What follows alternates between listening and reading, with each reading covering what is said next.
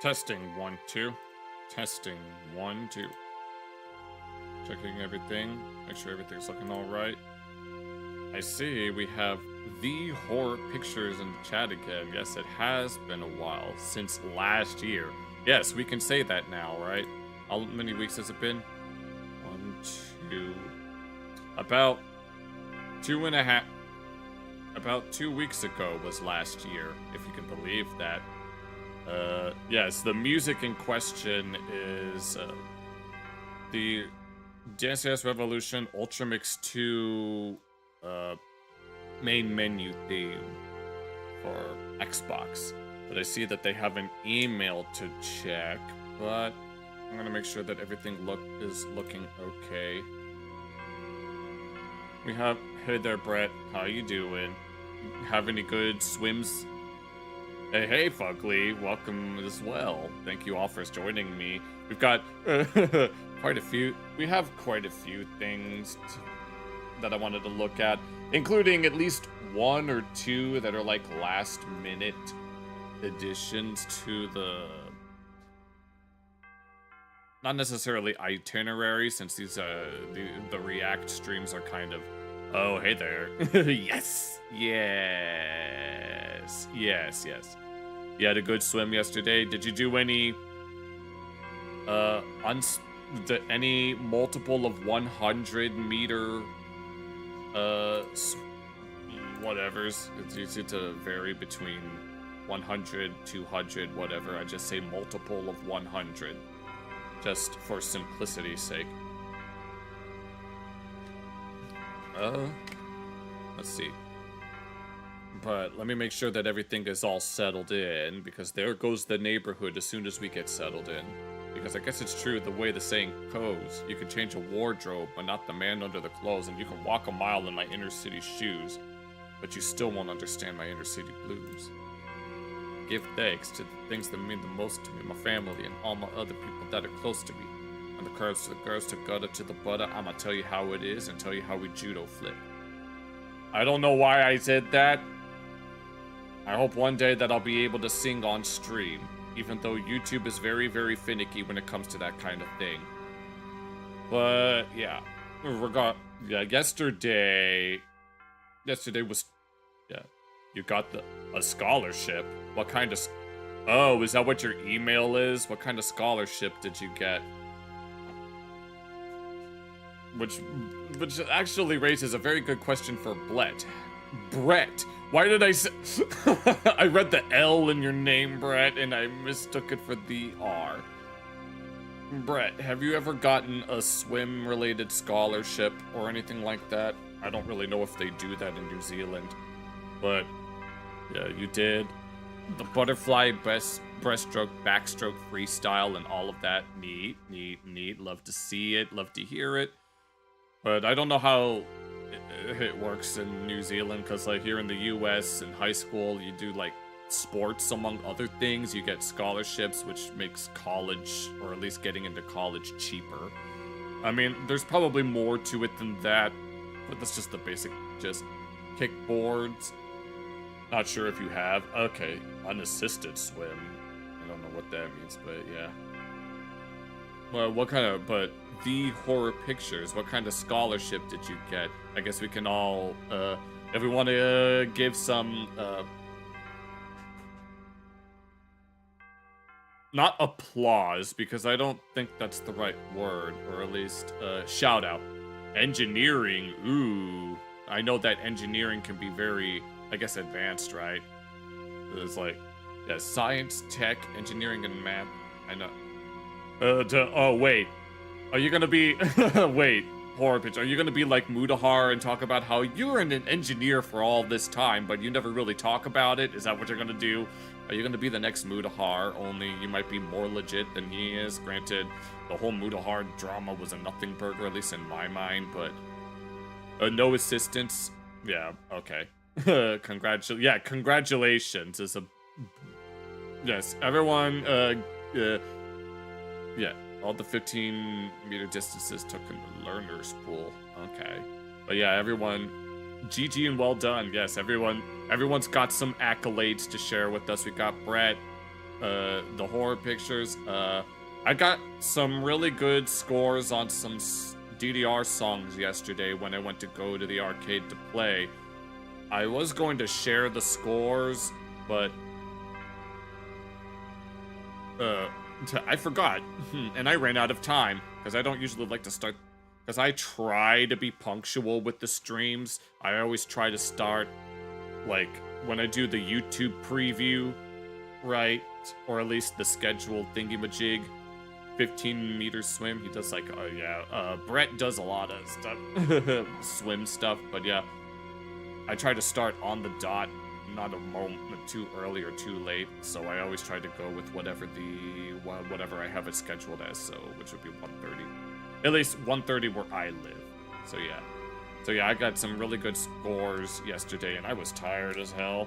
I think I am gonna do more walks around the mall. I took another walk around the mall after eating, and then when I was done taking my walk, I went over, and then I had a pretty good session, but I was definitely winded after like 2 to 3 level 18s, if anyone's been keeping up with that.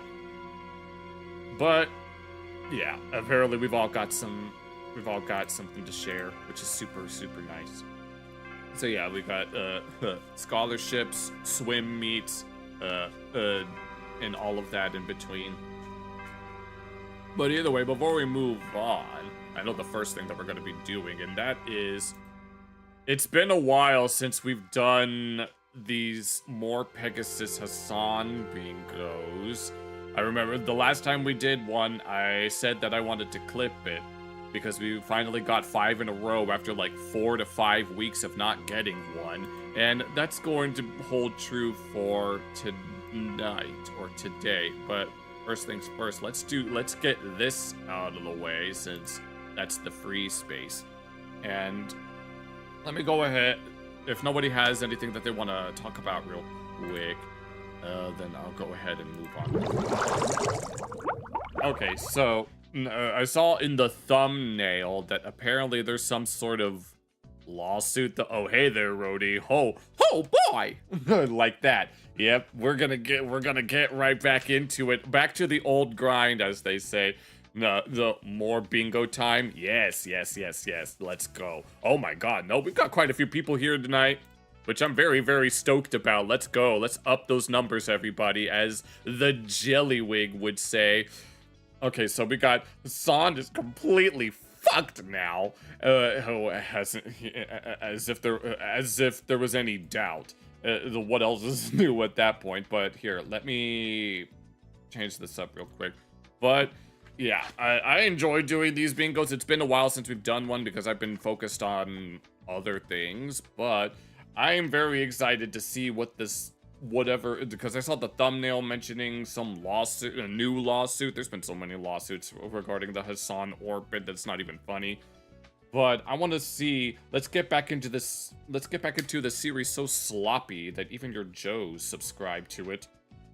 Welcome back to a series so yummy. Even Oreo subscribed in today's video. Hasan's merch is now being advertised on Twitter. Very I didn't realize that he had merch. communist of him. A Democrat Yes, very wait, oh no, is it? politician has called out Hasan for essentially pushing people away from voting and sabotaging his own side. As This sounds about right. has been accused of being a PDF file by deranged Twitter users. This What else is new? I mean, anyone who disagrees with Hasan Abai over here is a child lover. Let's just be real. allegation was apparently started by Hasan fans in the past. He and Yeah, just like that one chatter who was like, more Pegasus is weirdly pro Island Man. Of course, great. Even though there's no proof of that. his editor have responded explaining the situation and providing the evidence. Has been claimed Okay. that he might actually be suing these people for defamation. Oh, is that what this lawsuit might be? Absolute cinema. Do I want to mark that off? I usually wait until after the intro is, but I usually have a lot of patience, but right now I just want us to have some fun. Hasan is calling out people for being in a cult. Says the guy who is a cult. He is cult. Hasan is cult incarnate. Ironic. Disgrace streamer Mizgif is back. Oh, Ms. Kiff. Oh, yeah. I know about what's going on with this bitch. He's begging for a collab with Sneeko. Sneeko Yeah, sure. has responded, absolutely destroying him. Talking about how he ignored him when he was smaller. And he's Oh, yeah. For some reason, Sneeko has been making sense these past few weeks, and it's honestly kind of terrifying, low-key. now crawling back to him. Battle of the Regods has commenced. There. Back and forth arguing about illegal material, Reddit brigading, and much more. Oh, no. IRL streamers are back after impersonating police officers Oh, hell no. Now we're getting into stolen valor. and harassing random people. Oh my god, no, it just doesn't end. The walkers when you walk on the water. Oh, I tried to do that before, but oh my god, no. This is why I will never become an IRL streamer. At least not like this. Never. You are getting confronted big time. Subscribe, or you gotta pick between Mizgif and Sneeko as your father. No, I would rather not. Cool. No, he's been doing this new gimmick with his little intros, but yeah. Now let's begin. Right, so Hasan is back, and apparently somebody is That's not very communism to have his own merch. No, it's not. running ads on Twitter for his merch.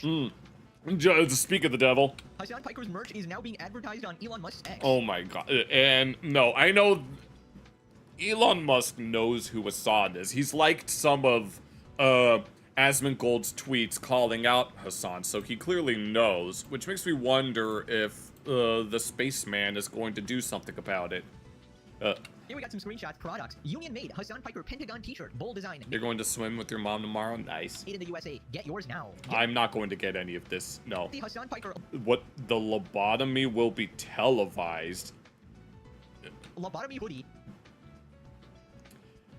Most of his fan base are lobotomites. Union made heavyweight comfort with bold design. Pre-order now. Oh, now I get it. I'm not pre-ordering that That's why either. it's called a lobotomy hoodie, because if you tune into the Hasan Piker stream, you basically get a lobotomy. Yep. Oh, no. I just made that point literally like 5 to 10 seconds ago, so I guess that makes it a pre-watch moment. Okay, I see. It all makes sense now. By the way, very communist of you, Hasan. Very, very social. Oh, wait a minute. No, actually, that's a very good point. This is communist with a Gucci bag. I'm pretty sure... Oh, here it is. There we go. There. We got two more right out the bat. Even lobotomites have standards. Yes. This is not I was about to say troglodytes, but literally anything with the "ite" suffix. capitalism at all, guys. Does he have this in the shop? That's That the spaceman likes having these people because they keep people glued to the machine. Oh lord. perfect for the fascist. Does he have this in his shop? Oh no. Hasan. I guess the best kind of socialist, the fake one. Yes. Spencer's gifts as merch. Spencer. All hail capitalism. Typical hypocritical commie. So looks terrible. Shut Looks terrible. up. Included. New terrorism clothing line. People get criticized for having a check mark. Meanwhile, our socialist gang is advertising his merch on Nazi.com. Oh no, I've more. Right, so I will say, I don't actually know if it's Hasan himself actually putting these ads, but I think it's an interesting statement to advertise on Twitter in general when you consistently call someone like Elon an evil person or a white supremacist. Yeah, pretty much. That's the irony. That would come across pretty hypocritical. Now, I'm trying to think. I don't know who else would be putting these ads, just giving him all the grace here. It could possibly be like a fanboy, or maybe his PR, media managing company, and they did it without his knowledge, Night Media or something like that. That is one of the possibilities as well. And the other possibility is Hasan is being a hypocrite again and being a staunch capitalist while grifting off the socialism title. Moving on to Hasan getting called out by a Democrat politician on TikTok. Okay. Basically, No, when I saw that, I thought that was Jasmine Crockett, but it said, what did it say? Hasan Yes, the future Kamala Harris wants. It's true. I have people. I don't. tweeted something similar Any. to what he said in the past. my that, God. Democrats are the same as Republicans, they do the same thing. There's basically no point in voting. Oh yeah, he. Yeah. Democrats, if they were in charge right now, If they were in charge right now, they've been doing the exact same thing. That's exactly what he said. And it's exactly in that voice. Don't you know that he altered this? would be doing 100%. This isn't even his real voice. Same thing. Taylor Coleman responds to his own show. Okay, no, I thought this was Jasmine Crockett, but it's actually someone else. I guess that makes me... never mind. I don't know where I was going with that. Says he contributes to voter apathy. Well, it couldn't have been a joke because it wasn't funny. What is funny? It wasn't funny. What part of this is a joke that Kamala Harris wants her own Gestapo in America, given what we are watching the actual president do right now? Which part is the funny part? A third of this country is... You know what? I was going to mention that she...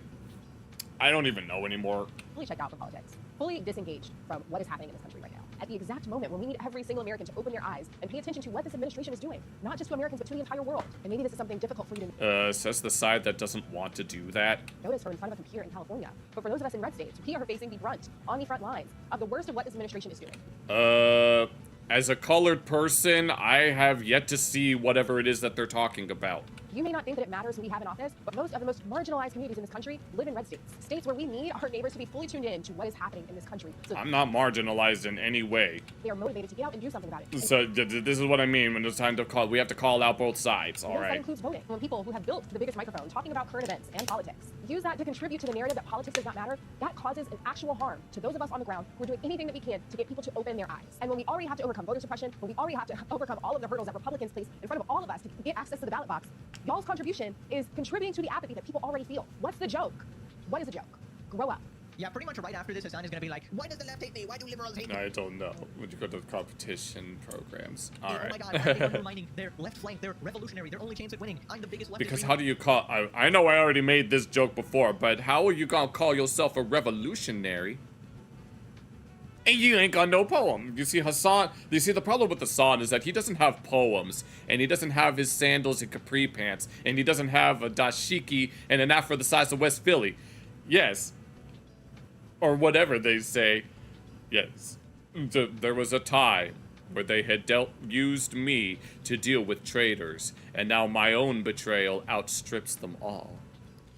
Why do they do this to me? I just don't understand why he does this. He's gonna start arguing with random Twitter users like last episode, being like, you're not really liberal unless you support me, Hasan Pika the terrorist supporter. That's Oh, wait, here, Luffy the Houthi, right there. There he is, right there with his bitch-ass mustache. Yeah, we're marking that shit off. There we go. What was I gonna say? Actually, I already said what I needed to say. It's your qualification for being liberal. I don't know, man. Let me guess some of the reasons. Maybe the fact that you're not a great ally at all. In fact, you're kind of an op-man. One of the previous episodes, we saw that you were converting people to the far right because they watch Oh, yeah, I think Sneeko was the one that tried to make that point. your streams and realize that, wait a minute, this guy's a colossal moron. So they overcorrect and they go drastically to the opposite side and they get themselves into another radical cult. And that is the effect of watching Exactly. That's literally what horseshoe theory entails, even though iCuck says it's not real. on Piper stream. Either you go to the far left or you go to the far right because you're like, okay, this guy's insane, I gotta go to the opposite side, and both answers are pretty much wrong here. You gotta love how even the leftist politicians have zero respect for the grifter Hasan. Pretty As they much. should. That's how it should be. Remember when Hasan was getting mad at them? I for mean, that's what happened with Zoran Mom and Daddy. He pretty much disavowed Hasan. disavowing the terrorist organization Hamas and going, well, you probably should be chanting open support of Hamas in New York City, which literally like makes negative sense. You have to be permanently brainwashed to do that. And Hasan got all up in his panties going, no, how could they disavow? No, the terrorist. Right now. Oh, he's gonna be malding about this one. The worst thing for Hasan is looking uncool in front of kids. Oh, I guess no. He's trying to get the youth to Okay, watch. then how do you do, fellow kids? Well, I feel like I remember so much now. Like, just making the series. Like, anytime anybody makes a comment about Hasan, I know the exact clip that It's a references pure aesthetics, and it's mediated political posturing, pretty much. what he said regarding that situation. It's insane. I have an encyclopedia of knowledge. I have like a double PhD in this shit, dude. Oh That's yeah, what I- yeah. He is our resident slop tuber. More Pegasus is the quintessential slop tuber, the sloppiest of all of them, and he's the only one that I actually like. No shade to all the others. Well, there is one in particular that I do have massive issue with, but I'm not ready to talk about them yet. Telling Hasan to grow up, that's impossible. Dude is still acting like he's in high school, talking about pushing people in lockers. He did that to Asmongold. Oh yes. Episode. Tide shift is coming, and when it comes, The tide shift is coming, and when it comes, we're gonna stuff these losers in the lockers on the internet. Okay. we're gonna stuff the he's talking about himself, everybody. He's gonna stuff himself in the locker. I'll try to sort of beating him up hypothetically at least. Still don't understand how anyone takes him seriously when he sees money, fame, and clout being the only factor that makes a person credible. This is my main complaint with Hasan. He kept demonizing Harris during the election, trying to equate it to a both sides issue, and now he's trying to lie and cover his tracks. Yep. Like, you just can't get the support of your liberal fan base or whatever when you just shit on them constantly. We all know he's gonna crash out on stream. Crash out shouldn't even Wait, where I have crash out somewhere. I have crash out on the bingo sheet. We have to wait for. It's just his brain. Like, that is what he does. How can I be okay? Moving on to Asmongold being accused of being a PDF file, and apparently it all stems from deranged Hasan fans cooking up some narrative. We're gonna count this as no. The Hasan has been obsessed with Asmongold as of the past few weeks. Yeah, he makes believe that Asmongold won't stop talking about him when it's really the other way around. So much so that one of Asmongold's editors compiled a compilation of Hasan saying Asmon's name over and over again to the tune of, I don't remember the song that was playing in the background, but Pegasus may or may not show it. Started with this tweet with 100k likes. Basically, we got morally dubious saying, if you ever feel unlovable, just know that Asmongold somehow managed to find a girlfriend, and if that subhuman cockroach can find love, you're more than capable. And Yes, morally dubious. That sounds about right. We got a clip of Asmongold looking particularly possessed here. And, we got the streamer Kaisi. Then we got Abraham Lincoln, very honest person here. Abraham. There are 100k likes, right? He was 33 and she was 17. Asmongold is a PDF file. So blatantly false statement. Okay, let's see what the Blatantly false truth information is. here, just lying out of his teeth here. And 100k likes on Twitter just because people don't like Asmongold. So anyways, Asmongold and his editor responded with the actual truth of the situation. So basically, there's a post. This is a person like saying like, this is actually crazy to say This is actually crazy. about somebody, right? Crazy to She say. was in her late 20s, pictured here. Apparently, that's what that other one I'm did. thinking like, I'm already in a lawsuit, right? I'm already regularly talking to lawyers. Maybe I should Wait, is he? sue this guy. So I'm going to have to give this a big context. Normally a post like this with 100,000 likes would be career-ending for most streamers. In 2024, Asmund did a couple of streams with Kaisi. She has been a streamer on Twitch since 2018. I don't think I've ever heard of her. And an adult content creator for years, way before meeting Asmund. After a couple of months of streaming with Asmund, Kaisi posted this on Instagram with the caption. Happy birthday in advance to me, who is 18 every year. She also immediately pinned What? and hearted this other comment to avoid any confusion because, of course, the implications would be insane, given she has posted adult content for years before this.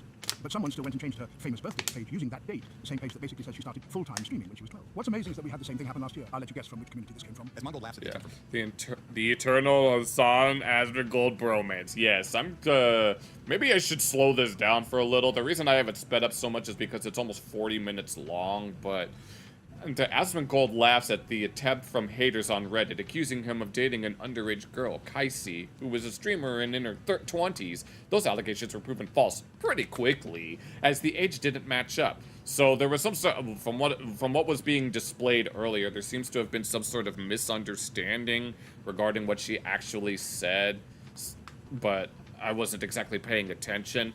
You do have to point out that the accusation was levied by our YouTube drama from an obsessive Hasan fan. That subreddit and their mods allow this type of environment to attack Hasan's perceived enemies.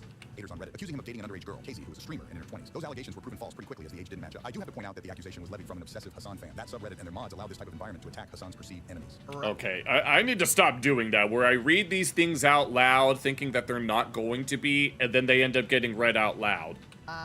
Another classic case of the Diddy Piker influence. The Now, of Diddy course, Piker influence. Do I want to mark that off as brothel of secrets, or do you think we should mark that off in the event that the brothel is actually mentioned explicitly? Hasan himself did not say this about Kaisi and Asmund, right? Now, he did say some other shit. It's still implying that he's a PDF like with Lumpy or something. He has a bunch of accusations out there. But this is just sort of consistent with the Hasan Piker slander. As we know, within 30 seconds of mentioning my name, he already falsely called me a PDF Yes, I mentioned this earlier in the reaction. file defender and had his entire chat spamming that I support PDF files. More Pegasus Pro. Yes, this one. Oh, hell yeah. Hell yeah. Pro PDF file YouTuber. Ladies and gentlemen, Hasan's chat right here. Yes, there they are. Yesterday, really good times. Just a wonderful cult audience right there. Believing everything he says without a second thought, without any evidence, is absolutely pathetic. And I imagine a portion of his audience probably still believes that, a large portion, because they definitely did not.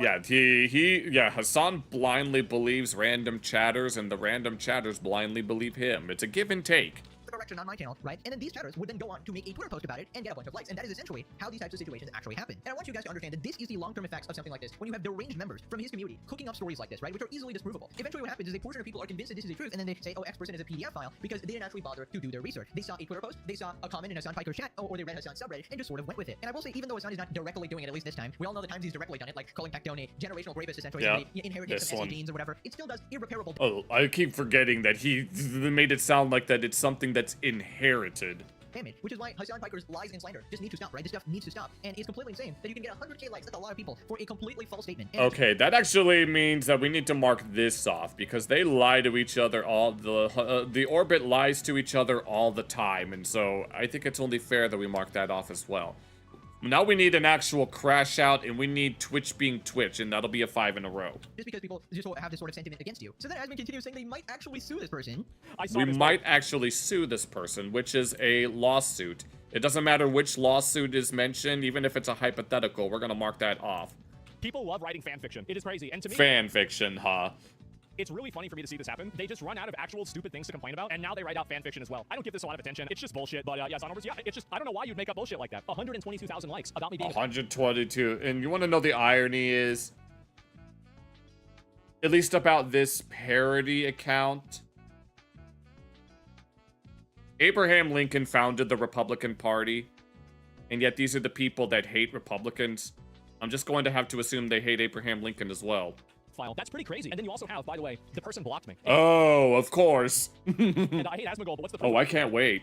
No, we floated around the idea of me making a Twitter for the sole sake of, well, mostly news about my channel, like potential video uploads and future streams, but I also thought about doing some trolling as well, and hoping that I get blocked by one of these channels as well, or these accounts as well, because I think that would also be absolute cinema, as Pegasus would say. I'm still on the fence about it. Any of this. Yeah, even people, we just make stuff up now. That's a serious accusation to tweet with no receipts. But you guys don't, by the way. I see some people saying age of consent 17. Listen, if you are my age, if your age starts with a 3, you don't need to be dealing with anybody that's 17, okay? I'll talk to my lawyers next time I have a meeting with them, then I'll see kind of what their input is. Right? Okay. It's so cringe to see something like that happen. But unfortunately, that's just reality. What's also reality is that Honest Abe here is going to make money from this post. But oh, would you look at that? His account is fully verified. Oh, of course. Wait, verified since the August of last year, huh? So, and what? They joined in April. How did they get verified then? You have any idea how easy it is to subpoena a Twitter account? See you in court, Abe. Oh my no. god, that would be absolute cinema. Okay, he should, in my opinion, he should absolutely sue the living shit out of these people, because honestly, this is just unacceptable. These people legitimately think that they can hide behind anonymity. Oh, I'm Abraham Lincoln here. You know, I have no accountability on the internet. You know, sure. He cannot find the real person, or so they think. And this All we have to do is find his grave and just dig him up.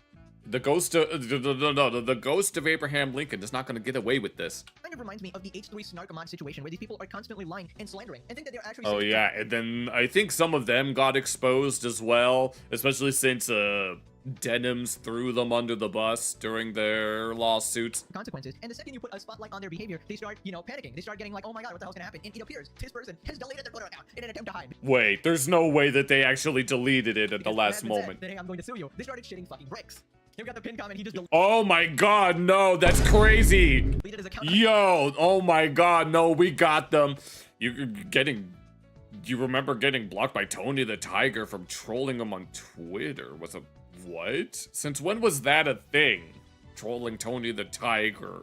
Twitter attempting to flee. Oh my god. Unlucky for Mr. Abraham Lincoln, apparently. Dishonest Abe. Dishonest name. Get the lawyer. Yeah. What the actual frick? Sue. Yeah. Yes, yeah. Go ahead. Sue me. Just like Scientology wanted to sue South Park. That is so easily disprovable. Like, people are getting way too bold now. Sue him now. They will never stop doing this to you until they start facing consequences. See you in court, Abe. Asvin might be nonchalant about it, but we know the editor doesn't have around. Yeah. The people using the internet have no concept of law anymore. That's literally illegal. Defamation 101. Yep. Well, they're basically hoping that, hey, I'm a random Twitter account. There's so many random Twitter accounts that are engaging in defamation every single day. What are the chances that he's gonna go after me? That's essentially their logic there, and they're gonna be like, oh yeah, he's gonna be mad about this. But he's When are any of them gonna come after me?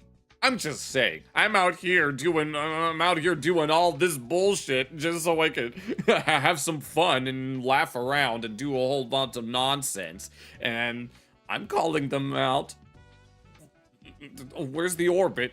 Where are the Actually, I know why. They haven't come after me yet because they're afraid. Because they know that I'm a minority in more ways than one. And so if they try to attack me, then I'll just say, what? Are you hating on me because of my genes? Are my genes not as good as Sydney Sweeney's? I'm just saying. No, they're afraid of me. That's why they haven't come after me yet. be mad enough to actually sue, right? And that's what they're counting on. But unfortunately, sometimes you roll the dice and you get unlucky, Aspen Gold versus Abraham Lincoln. It's gonna be a crazy coach. Yes, it is. is. God, imagine recapping the situation in like years from now. Just reminds me of a time video you made it private. Got an email from YouTube that it was blocked in Russia. I know that when some of my VODs, when I was playing, when certain like songs would pop up, they would end up getting blocked like across the board, and so I had to remove the song. It was an Osu video from 2019. Really? So is it some song that ended up getting blocked in Russia? Because I know that when I'm looking through the VODs and I see that there's a copyright issue, it usually the message that I'll get, like, it's either a red circle that says that the entire VOD is blocked, or I get a yellow exclamation mark that says it says it's only blocked in certain parts of the world. But eventually, but I usually get those resolved because I really don't want to have to deal with the broken copyright system. Everybody's confused because of AI, and they're gonna be like, no, oh my god, Aspen's gonna live in the same timeline as Abraham Lincoln, totally. Oh, no. no. But deep voice, do it. The reason why these people have gotten so shameless is because no one ever sues them. Generally hope Aspen sues because these weirdos need a reality check. No That's the thing, shit. it's like so No, Asmongold has the money to do it. No, he has the money to sue all of these people. of a headache to actually go through with it. That's what they're like sort of counting on. But apparently this person was scared shitless. By the way, Yep. this is not what happened at all. I do agree with the principle of the whole thing of that. Oh, yo, if you're in your 30s, that you shouldn't be going after like a 17-year-old or something. That's just odd. All right, that's just weird. I don't know. 18 plus minimum, and even then, it's like, come on, probably somebody closer to your age would generally It usually depends. Let's just be real. regarded as more normal, I'd say. But anyways, that's not even what happened in this case. Moving on to Hasan calling out people for being in a cult. Ironic. Being in a cult, and he is a cult leader. And essentially he posted this: I don't think we can live normally in a country where 20% of the population operates like this. We need cult deprogramming. Okay, well, yes. Starting with you in your chat. That's where we need to start, if anything. And basically, some context, this is a video where Trump supporters are being confronted by liberals, and basically they say that, would you be okay if Trump did X bad thing, like carpet bombed this state? And they basically go, yeah, if they had a reason for it. He probably had a reason for it. You know, not the brightest I discourse, don't. sort of- This is why I don't put up with either side of the spectrum, because both sides. Here's the thing: it is possible to have views on both sides. My mom does, right? And she's. Now, of course, if I were to tell that to the DDR community, they would think that she's a self-hating Mexican woman with internalized woman hatred. But that's besides the point. I mean, it's not besides the point. It's just, you know, it's hard to put this into words. blindly agreeing with anything Trump does. You should obviously question that. Granted, the people in this video are very dumb, but there's some additional context I found out. It's apparently a brother and a sister having a podcast with their mom and dad, and the brother and sister are liberals, and the mom and dad are Trump supporters, or like the mom's a little bit more neutral. And it's just sort of this ritual humiliation broadcasted for content online. And it's Okay, really so it's just people try. No, that's the thing. No, when all that's doing with the whole election stuff, and families and friendships ended up completely breaking down because of one difference in opinion. Like with regards to like the Hasan chatters, if you so much as disagree with them on one singular thing, then you get labeled the extreme on the opposite side, and you get called all of the fascists and national socialists and all of that other stuff. And I guess the same thing holds true when it comes to family members having petty disagreements. really weird shit to do for a family. I pray to God this is scripted, because like imagine just getting online, just fighting with your parents every day and just trying to like humiliate them on the internet. This is deeply messed up. No, it's because you're Yeah, when it comes to, yeah, I'm on good terms with my parents. I don't really talk to them that much. I mean, we all live in the same house, and me and my family, we all kind of just, you know, we all have our own things going on. We all like hang out with each other sometimes. Like my sisters are always like talking to each other about miscellaneous things, but I don't know where I'm going with it, but I'm sticking by it. cult. What if Donald Trump says, I want you to carpet bomb Oklahoma City, kill everyone? You think the Air Force should carry that out? Yes. There might be a reason we don't know. Oh my God, no! This is both sides. Both sides need to shut the heck up. Insane. You cannot be this stupid. Jesus Christ. Oh my. This podcast was going well until that. You just said it's cool if he levels Oklahoma. You're like, yeah, it. There must be a reason. Like, you literally can't be that dumb. You know what the problem is? Mom and I don't believe he'll ever blow up Oklahoma because we're on his side and so's the whole state. Okay, yeah, no, this is Oh, it's because you're in a cult. You guys are worried and afraid because you live in a state where it might happen. Okay, let's theoretically say that does happen. Let's say Trump sends in the Marines to Los Angeles, California, and let's say I'm out. You talk to your family a lot. All right. see a movie on a weekend, and he says, You go into better that get shopping mall. under a truck. Quiet, piggy. He says, go into that shopping mall and kill everyone you see. And let's say I get gunned down by the Marines for just being at a mall. Okay, number one, All for let's just take Okay, it one Dad, step wait a minute, further. Mom, wait 1 second. Wait 1 Oh second. my God, no! This entire, this family is everything that's wrong with modern politics. Let's be real. Dad, just, hang on, Mom. Dad, you just said you are for Donald Trump murdering me for no reason, and you would support that. If he walks into a mall to people with military, There has to be a reason. there's a reason, and I'm all for it. And the people in Los Angeles, California, are as deserving of execution as the assholes in New York City. You're all communists. Right. Oh my God. Okay, I would say that this is pretty insane. As a neutral observer, regardless of who you support, you should obviously question what people do, right? And not blindly support them thinking, oh, this person will always have a good reason behind this. I trust this person No, wholeheartedly. even quite a few staunch Trump supporters are very, very critical of him with regards to the Epstein stuff. Apparently, according to More Pegasus, YouTube doesn't like it when you say that guy's name, so yellow dollar sign for me. That's a stupid thing to do, especially for politicians. But again, as I said, this whole podcast is extremely disturbing. How is Yes. it okay humiliating or putting targets on the back of their parents every single day like this? I don't know, it's just really weird behavior. It seems like they really hate their guts. And that's kind of how it goes with these sort of kids with different politics from their parents. And it's pretty mean too, like he called his own dad piggy. I mean, I guess if they're Trump supporters, they don't deserve any respect. I guess that's the logic going on here. This is That's such an American stupid. thing, bro. Like, you know, usually you'd have respect for your family even if you disagree with their politics and stuff like that. But I don't know, bro. There's a mental illness going on here all around. And Yeah, well, with regards to my parents, the really cult-like behavior, when you can't be a little critical for the betterment of the community or just fall into extremism. Yeah, the Epson, yes, about the Epson, yes, the Epson printer files. We had an Epson a printer a while ago, and it was a very good one. I mean, it was kind of it was a very good one. We ended up replacing it with an HP printer. And the HP printer is really, really slow. But regarding my parents, both of my parents are registered Republicans, but they're very, very much moderate in every sense of the word. So they wouldn't associate with any of these people. I know them well enough to know that they would see the BS that all 4 of these individuals here express on a daily basis. I wonder how they agreed to do this in the first place. Like, they must be splitting revenue or just helping their kids, or it's like a skit, but it seems like the audience just shows up to shit on the parents repeatedly and go like, oh my god, look how stupid these idiots are, and then that's like the whole thing. Anyway, so as I said, responded, we need cult deprogramming, and absolutely nobody's buying it. Why would you advocate for Twitch to take your channel down like this? I'm shocked. I'm shocked. What's Asmongold up Well, to? obviously he's shocked. Right now, Asmongold owns you. Starting with your Twitch channel, right? You fell for this obvious skit, so like I went to the There's no way.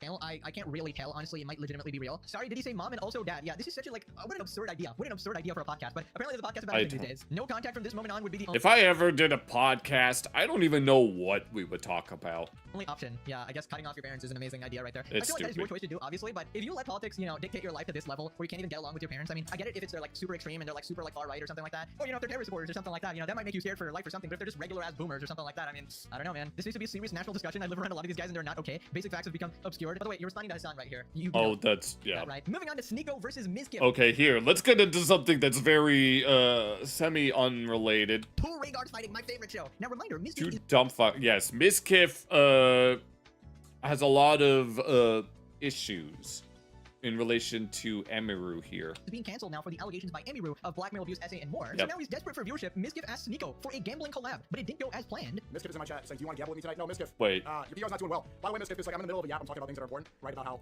we're gonna go to war with Iran pretty soon. Miskiff, you remember when I was What did he say? We're gonna go to a war with Iran or you? Twitch for that 1 month before I got rebanned, and you said, oh, I'm a 3K viewer Andy, and so you don't want to collab because you were the big guy with 20K viewers? Oh, okay. Now you're getting canceled. People are calling you all types of stuff that I don't want to repeat right now. And now you want to gamble with me on kick, huh? How the tables turn, huh? How the tables turn, Liz. I remember that. Remember that when I went over to Twitch after 2 years on Rumble? Oh, 3K viewer Andy. I don't want to call that 3K viewer Andy. And now you know, why don't you go gamble with Pokemon? Why don't you go gamble with Pokemon and Emerald? Go tap dance with fucking Valkyrie and Cinna. What happened?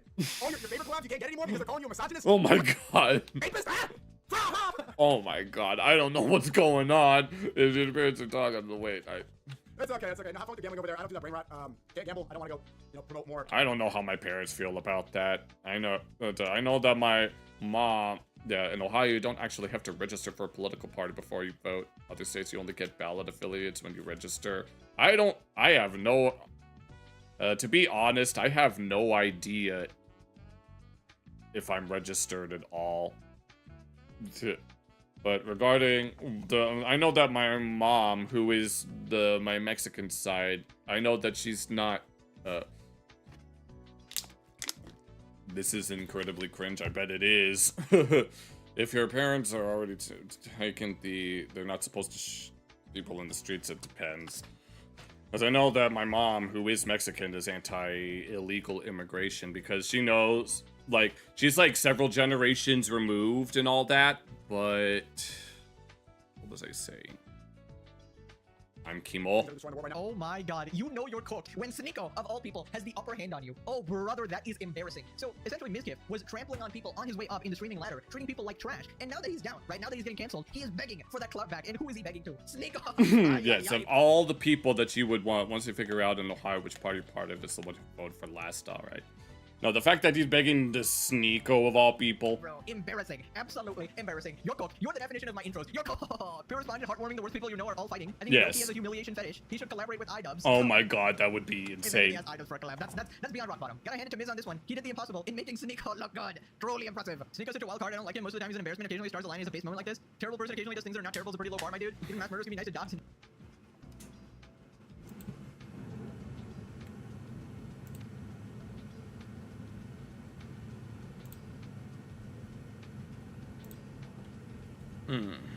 Give me one moment. I fix something. Shit. Go tap dance with Valkyrie and Sin.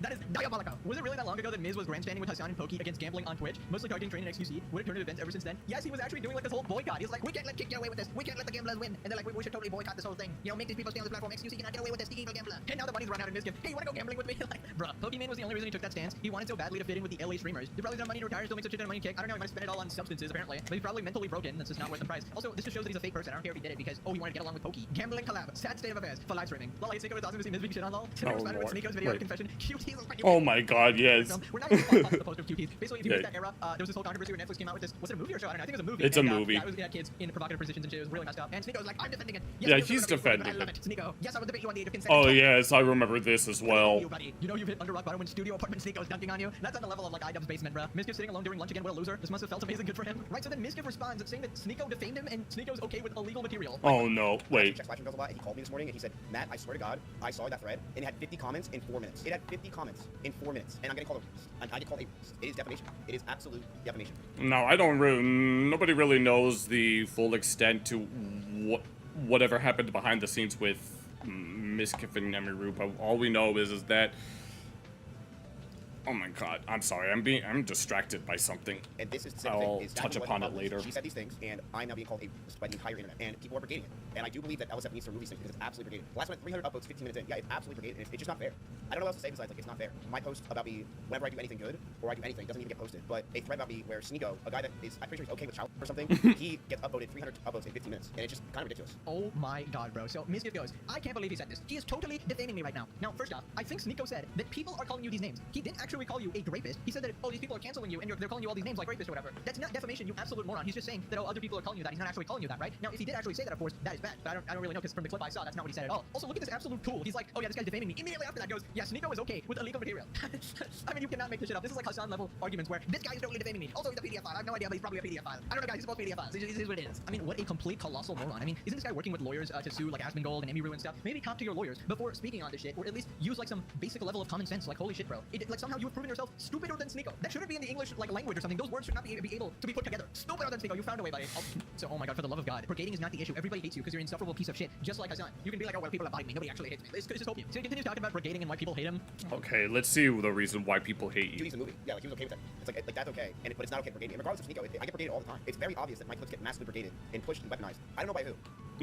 By the people that probably like Emiru, saying no, the whole drama between them is that he's apparently been abusive towards her, and so he's trying to fight back against them. I know some of you guys say it's Nick. I don't think it's Nick. I know a lot of you guys think it's someone else. I don't know who else it is, but it's a clear problem that's been happening for a while, and it's the reason why partially I'm here. Like, okay, yeah, like I'm not gonna lie, they make a lot of the internet hate me, and I don't know what really to do. Yeah, this guy's huffing like 6,000 Yes. liters of Omega Copium right here. Even without the brigading, people just hate you. I know that is. I didn't need a Reddit post or anything to actually not like you. You're an absolute moron who says and does stupid shit, and your defense for the Emiru thing was so fucking stupid. Okay, like your response is like. Oh yeah, because she threw plush toys at him, so he decided to punch a hole in the wall or something like that. Threw plushies at me and I punched a hole in the wall. Yes, that's it. You're just a colossal moron, man. I don't know. Even if you're innocent in the situation and the lawsuit goes through and you somehow win or whatever, your responses are so completely colossally stupid that everyone will assume that you are guilty. Second off, obviously not defending Sneeko. I made videos on the QT situation when it came out. Sneeko's thinking that QT's is an okay movie, but we all established that Sneeko was a weirdo. You know, he was debating the age of consent with Critical or something, talking about kids getting married and, you know, the age of consent and all that. Just absolute degenerate, right? Yeah. But it doesn't mean that he's okay with illegal material. That's like an insane jump to actually make. You can criticize him for this and that, but that is a serious accusation to lump on in there, and you're obviously only doing it because you're mad that you think he called you a rapist or something, which I don't think he even did. My brother checks LSF a lot. Yeah, okay, bro. Whatever you say, weirdo. Yeah, like my younger brother just checked Reddit for me and told me everything about what was happening. Yes, when Reddit, as Jack calls it, is your primary source of information. Cool. I don't actually check Reddit, guys. Sure, his brother. We all know the unemployed himself is constantly checking livestream fails. This Miskiff weirdo needs to retire. He's still trying to blame Emiru for his own actions. Right, so Sneeko responded, collapsed back after Miskiff threw shade at him. He Dude, gets okay, upvoted okay, 300 what the fuck? upvotes in 15 minutes. Then why would you ask me for a collab? You see how stupid this is? If you believe that to be true, why would you? First of all, that's not true. But why would you willingly want to collab with somebody who's okay with Steve? What the fuck's wrong with you? What? Like, why are you getting your moral high ground after I make a joke if you really care about it the whole time? So you just showed that you don't care. QT's a movie. Yeah, like he was okay with that shit. Like that's okay, but it's not okay for brigading. And regardless of Sneeko, I get. Wait. All right, buddy. Keep promoting your stream and Sneeko updates applies. I'm sure that's gonna it'll take off. It'll take off. A couple more applies. Keep posting the link, and maybe we can collab. Miskiff is one of those people that bases their self-esteem and their self-worth off of the account. That's why. Oh my god, no. I think WestJade is making a good point with regards to his soundboard. He keeps bumping that boom. The link and replies to Sneeko updates. Why? I don't know if he's botting, but that's the type of person that does not have confidence or does not have self-belief At this point, everyone's botting. without a view count. Because Hasan keeps accusing Asmongold and others of botting, and even though there's some evidence to suggest that he's being botted as well. And that's a dangerous way to live. Dangerous way to live. Because you have no sense of self. Decide what other people think of you or how popular you are at the time, and you're gonna get very upset. I think that's where he is right now. I think right now he's very sad. It's difficult. He left Switch. He was anti-gambling for the longest time. Yeah, you came across someone you don't like, you would have been scared because they come across it. Oh yeah, I think you mentioned that before. He was anti-gambling. He hated it, and now he's spinning slots on stake.com like a good boy. Oh. You know, and look, I mean, people gotta make their money. People gotta do what they do. But he abandoned what he was about, and because he doesn't really have an option. You know, damn well he missed those 20K viewers on Switch. It's gonna take a long time to build back. You love an underdog story. Hopefully you can.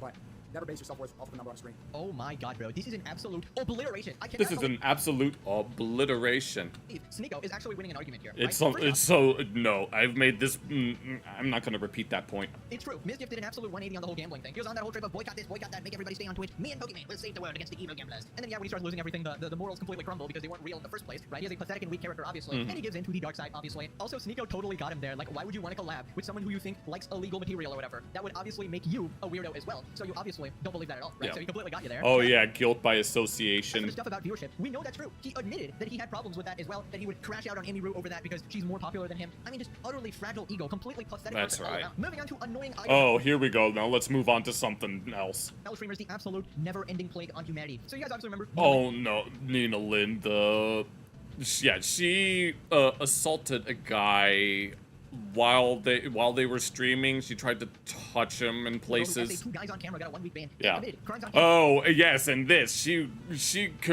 committed shoplifting as well. Still streaming on Twitch. Well, here we have another streamer continuing that trend, this time on Kick, and she's filming herself impersonating a cop. And now we have a case of stolen valor. Handing out fake tickets. No idea how this is legal. Oh my god, no. But she Oh pissed my off the wrong god. person. Streamer gets threatened by a man during her fake ticket prank after he became upset about being filmed. Oh, Excuse me, I just have to administer you a ticket.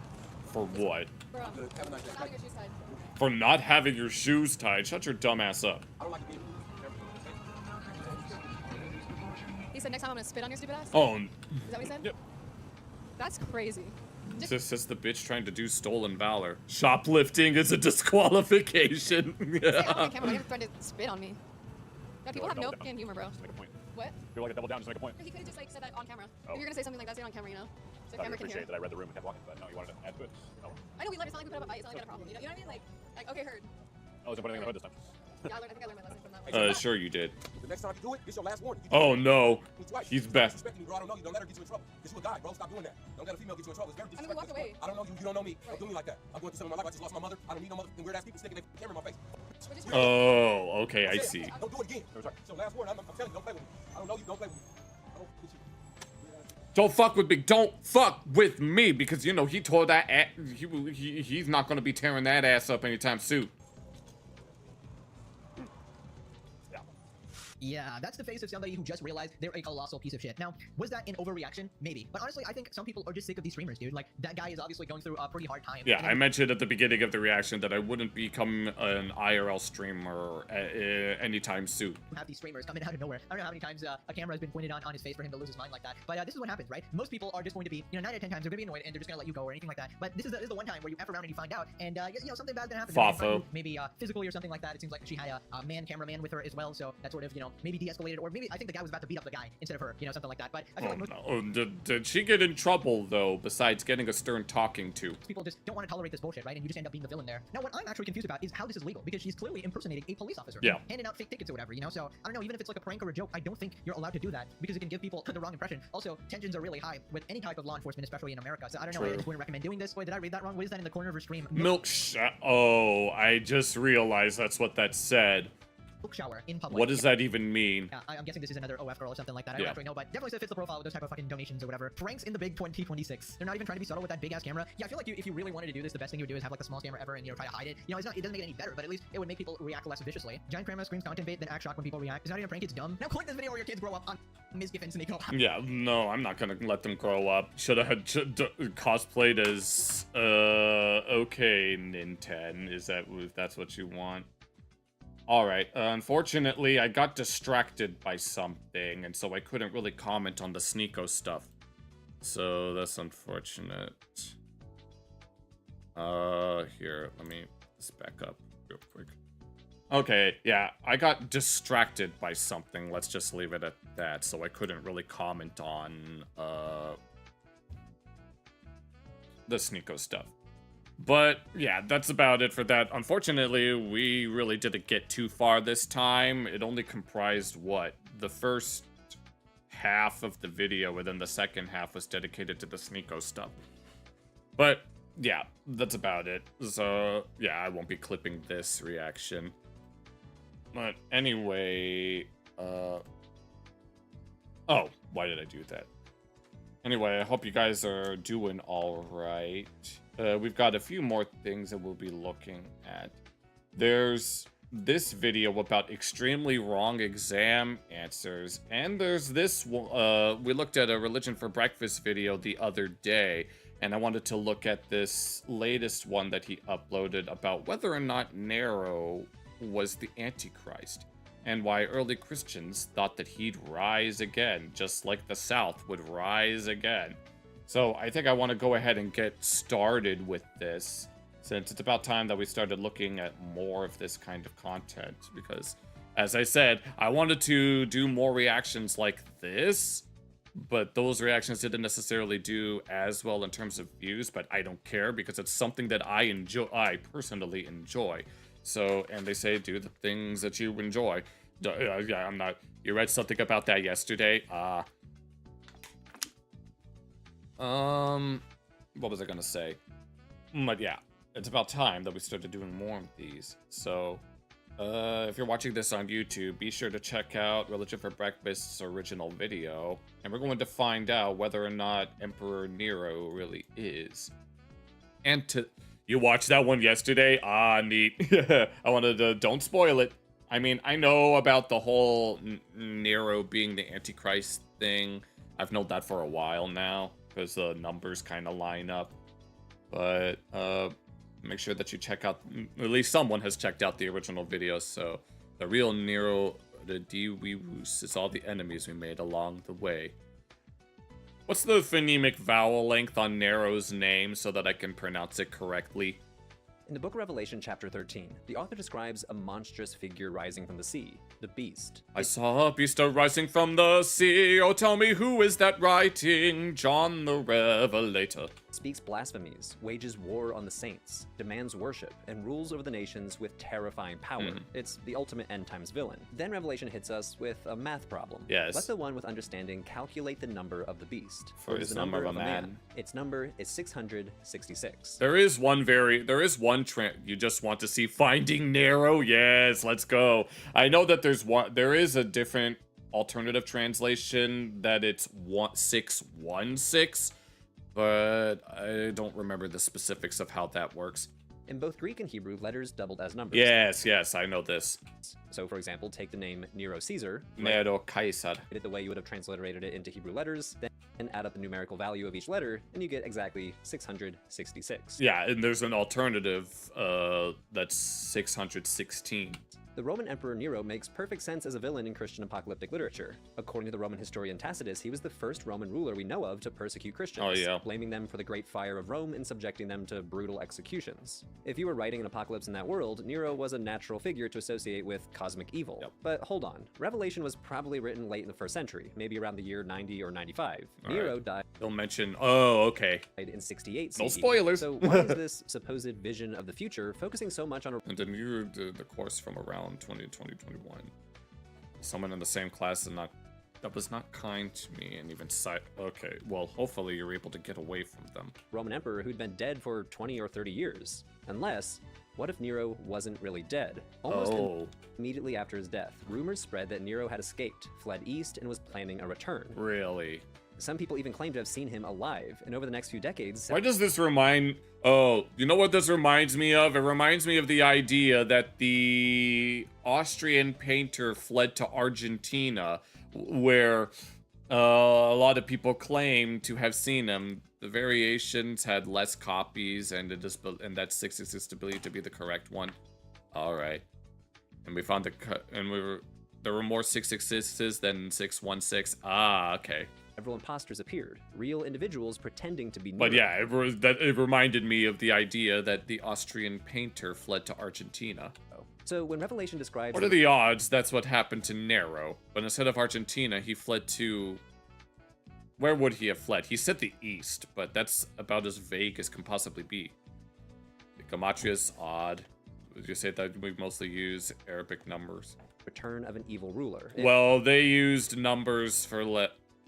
the letters doubled as numbers in ancient times, just in general. It might not just be a metaphor. Revelations focus on Nero as an end-times villain could be tapping into a real political myth already circulating throughout the Roman world. One that said, Nero never really died, and he'll be back. Nero was the last emperor of the Julio-Claudian dynasty, the same family line that gave Rome Julius Caesar and Caesar Augustus. But by the end of his reign in 68 CE, Nero had managed to burn through his support in the Senate, the army, and the Roman elite. So, facing rebellion, Nero fled the city. According to the Roman historian Suetonius, he briefly considered escaping to Parthia, Rome's main rival in the east in modern-day Iran. Okay, so he's hiding in Persia, where he hoped to mount a comeback, but he never made it. In fact, he didn't really make it far at all. He ended up hiding in a suburban villa just outside of Rome, where he eventually killed himself around the age of 30. Oh, well then. I mean, it kind of makes sense. When do people think about the way... Yes, well, you're thinking of Roman numerals in particular, like, the way they did it in, like, Greek and Hebrew and Arabic and other stuff like that. The first letter is 1, then 2, 3, 4, 5, 6, 7, 8, 9, 10, and then it would go to 20, 30, 40, 50, 60, 70, 80, and then they did the hundreds as well, and then that's how you would count. That's how you would have counted. Were split. Some Romans were thrilled. Suetonius says people ran through the streets celebrating. Ran through the streets celebrating like it's Venezuela. Liberty caps, symbols of freedom from tyranny and slavery. But not everyone was I've never heard of a liberty cap.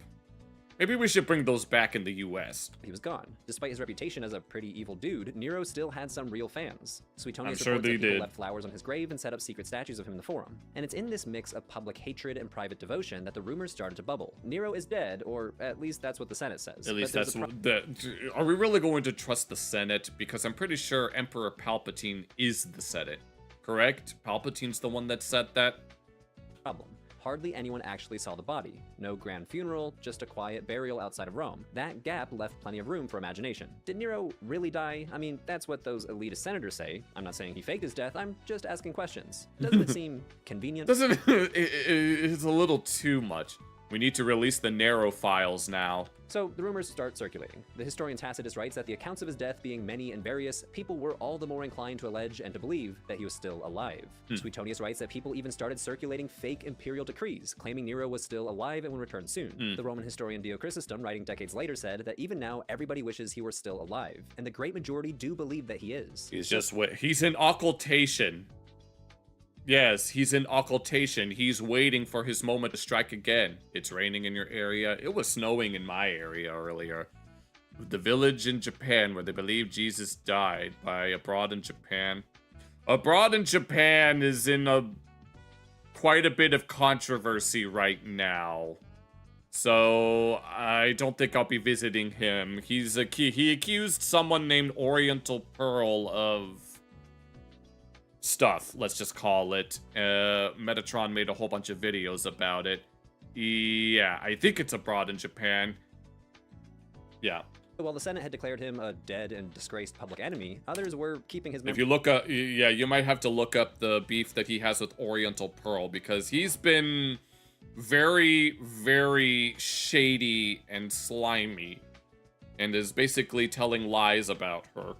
Very much alive. In other words, the perfect setup for a comeback myth. A comeback myth that people tried to exploit. Imposter Neros started popping up. Real people who claim to be Nero. Oh, okay, so it's a video from 9 years ago, so it probably is unrelated. Well, you reminded me of a shrine that exists somewhere in Kashmir that is also believed to be where Jesus is said to have died. That's important to something known as the Ahmadiyya movement.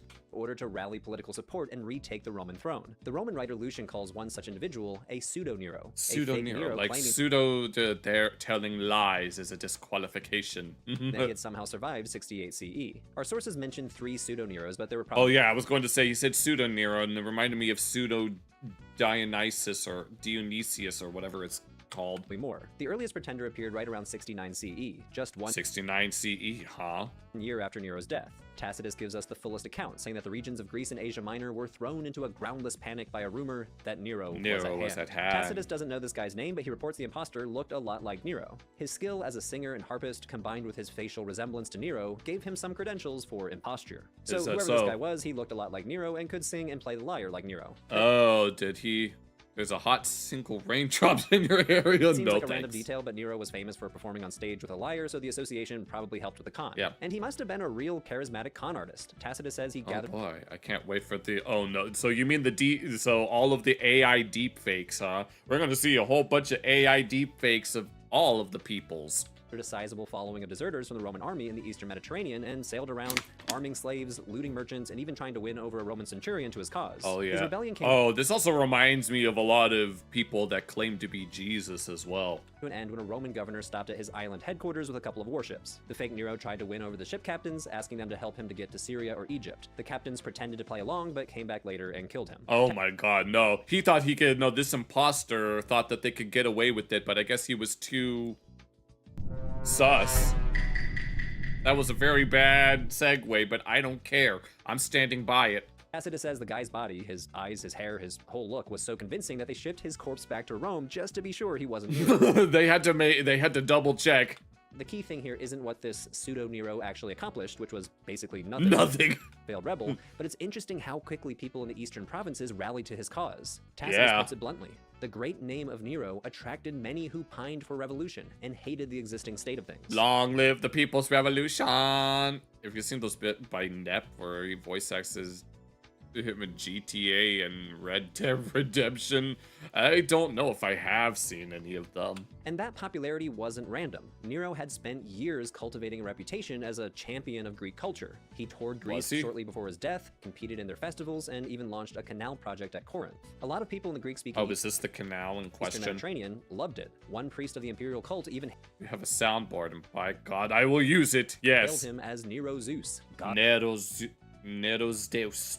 of freedom. And Oh, even yeah. the Parthians held him in high esteem. A Parthian prince once saluted Nero as the god Mithras. So while the return of Nero later shows up as something Oh, so now we're going to bring in the cult of Mithras?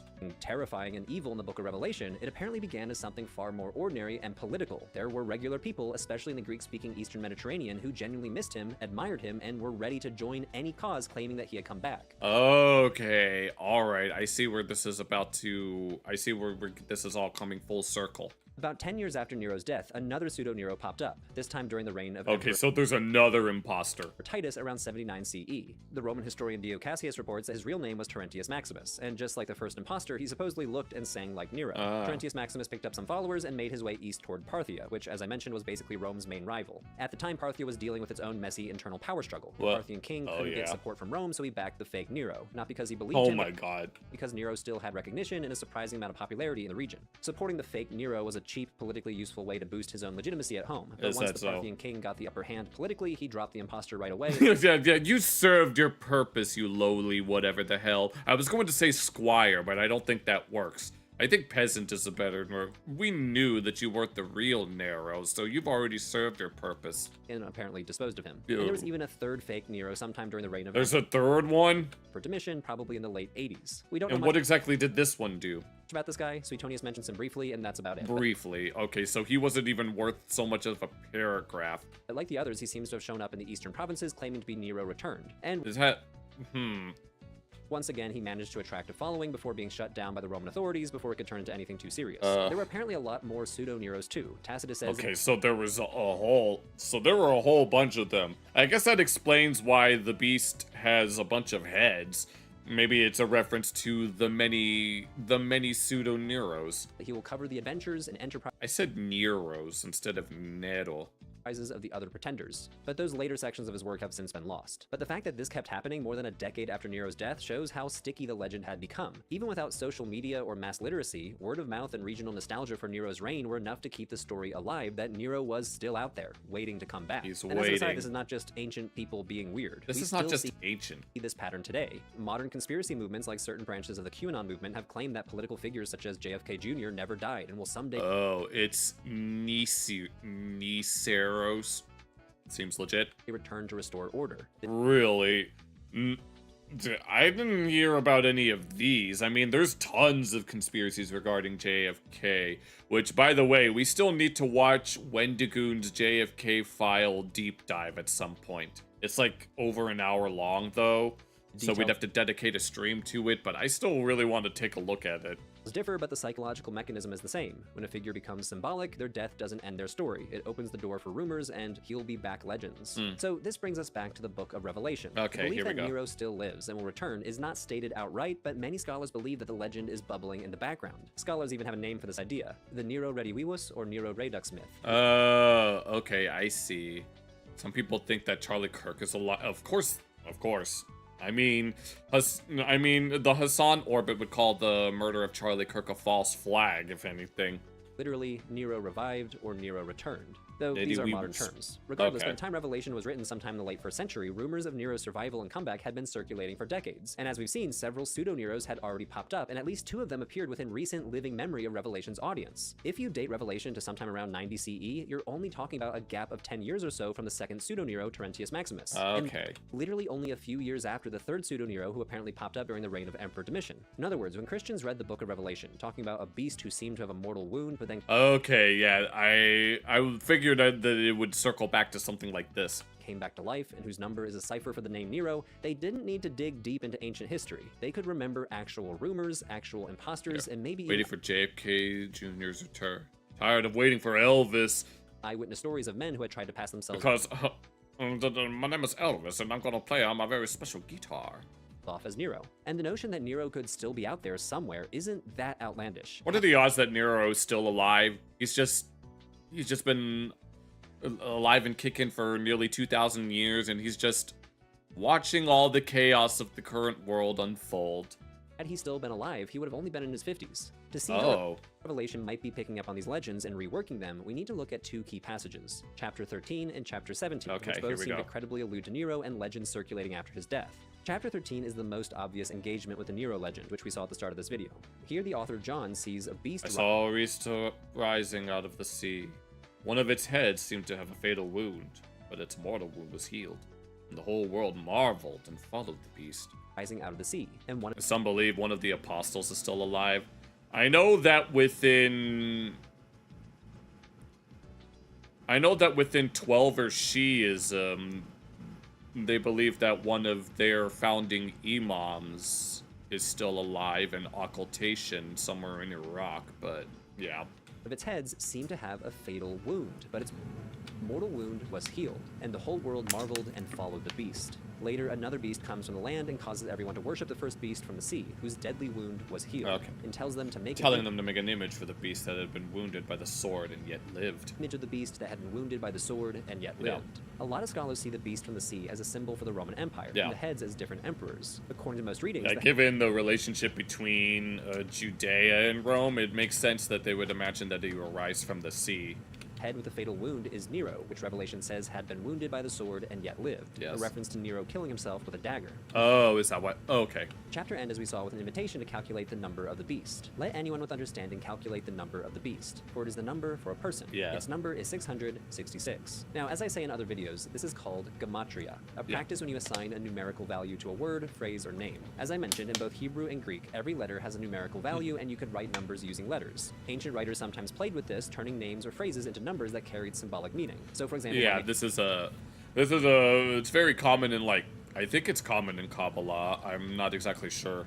name Andrew in Greek is Andreas, and the gematria for my name would be 1 plus 50 plus 4 plus 100 plus 5 plus 1 plus 200, equaling 361. 361. I do not have the patience to do that for myself. So, I'm not the beast. So, He is not the beast. No, we don't need that. Nero, Caesar in Hebrew letters, and then add the numerical value of those letters, you get 666. Some manuscripts of Revelation say the number is 616 instead of 666, which is what you get when you drop the final N from the name, which is a more Latinized form. Oh, okay, I see.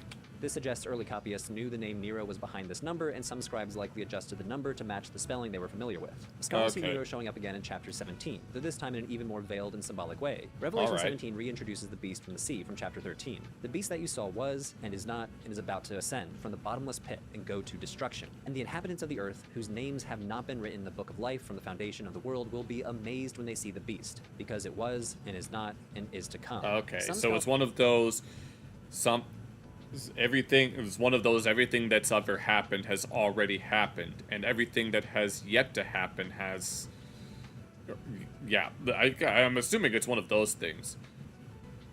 Let me search for something funny. Your boyfriend texted about 666 on there.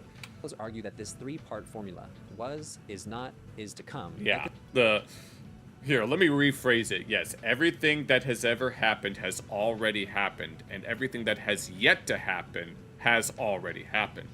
The title of the Roman Empire still technically exists. The last Byzantine sold it to the Spanish monarchy. Really? So, Spain... So the King of Spain, at least the current... the current ruling monarchs of Spain are the true Roman emperors. Or at least are the current Roman emperors. Because I do know that the Byzantines never really referred to themselves as the Byzantine Empire. That's just what scholars call it for to prevent any confusion. They still refer to themselves as Romans, even though they had no control over Rome. They were based in Constantinople and stuff. But is the Spanish crown, the current Spanish crown, really the heirs to the Roman Emperor title? 666 is regular Satan. 666 is Super Satan. 5 of them is Ultra Satan. 66 is Star Wars, and 6 is the number of My Little... Okay, Rhodey. I have... when it said Super Satan, I almost read that as Super Saiyan, given that there's a character in Dragon Ball named Mr. Satan or something like that. They never formally adopted the title. They chose to keep King and Queen, so... Well, if they ever wanted to reclaim Rome, I don't know. They kind of have to deal with Catalonia first. Suppose it would be on whoever gets the title on behalf of the government. Is that so? Nero's rumored return. He was emperor and he will return. It also seems to be a parody of the three-part formula applied to God, the one who was, who is, and is to come. Yes, he's his omnipresence, as it would be. Though I'll unpack this more in a bit. Revelation 17 then adds another layer to the beast imagery. The 7 heads are 7 mountains on which the woman is seated. To any first century audience, this didn't need explanation. The city of Rome being a city famously situated on 7 hills. Oh, there we go. No, the symbolism runs deep, and it's something that anyone can appreciate. But then John immediately gives a second interpretation. Oh. The 7 heads also represent 7 kings. 7 kings, huh? Often feels shaken and uncomfortable if you spot someone who...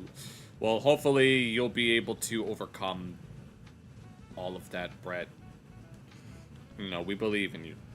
5 have fallen, 1 is living, and the other has not yet come. As for the beast that was and is not, it is an 8th, but it belongs to the 7, and it goes to destruction. Interpreters have wrestled with this passage for centuries. Some scholars argue that the number 7 here is purely symbolic, as the totality of Roman imperial power. Oh yeah, because 7, well, the number 7 has a lot of symbolism in a lot of cultures, so...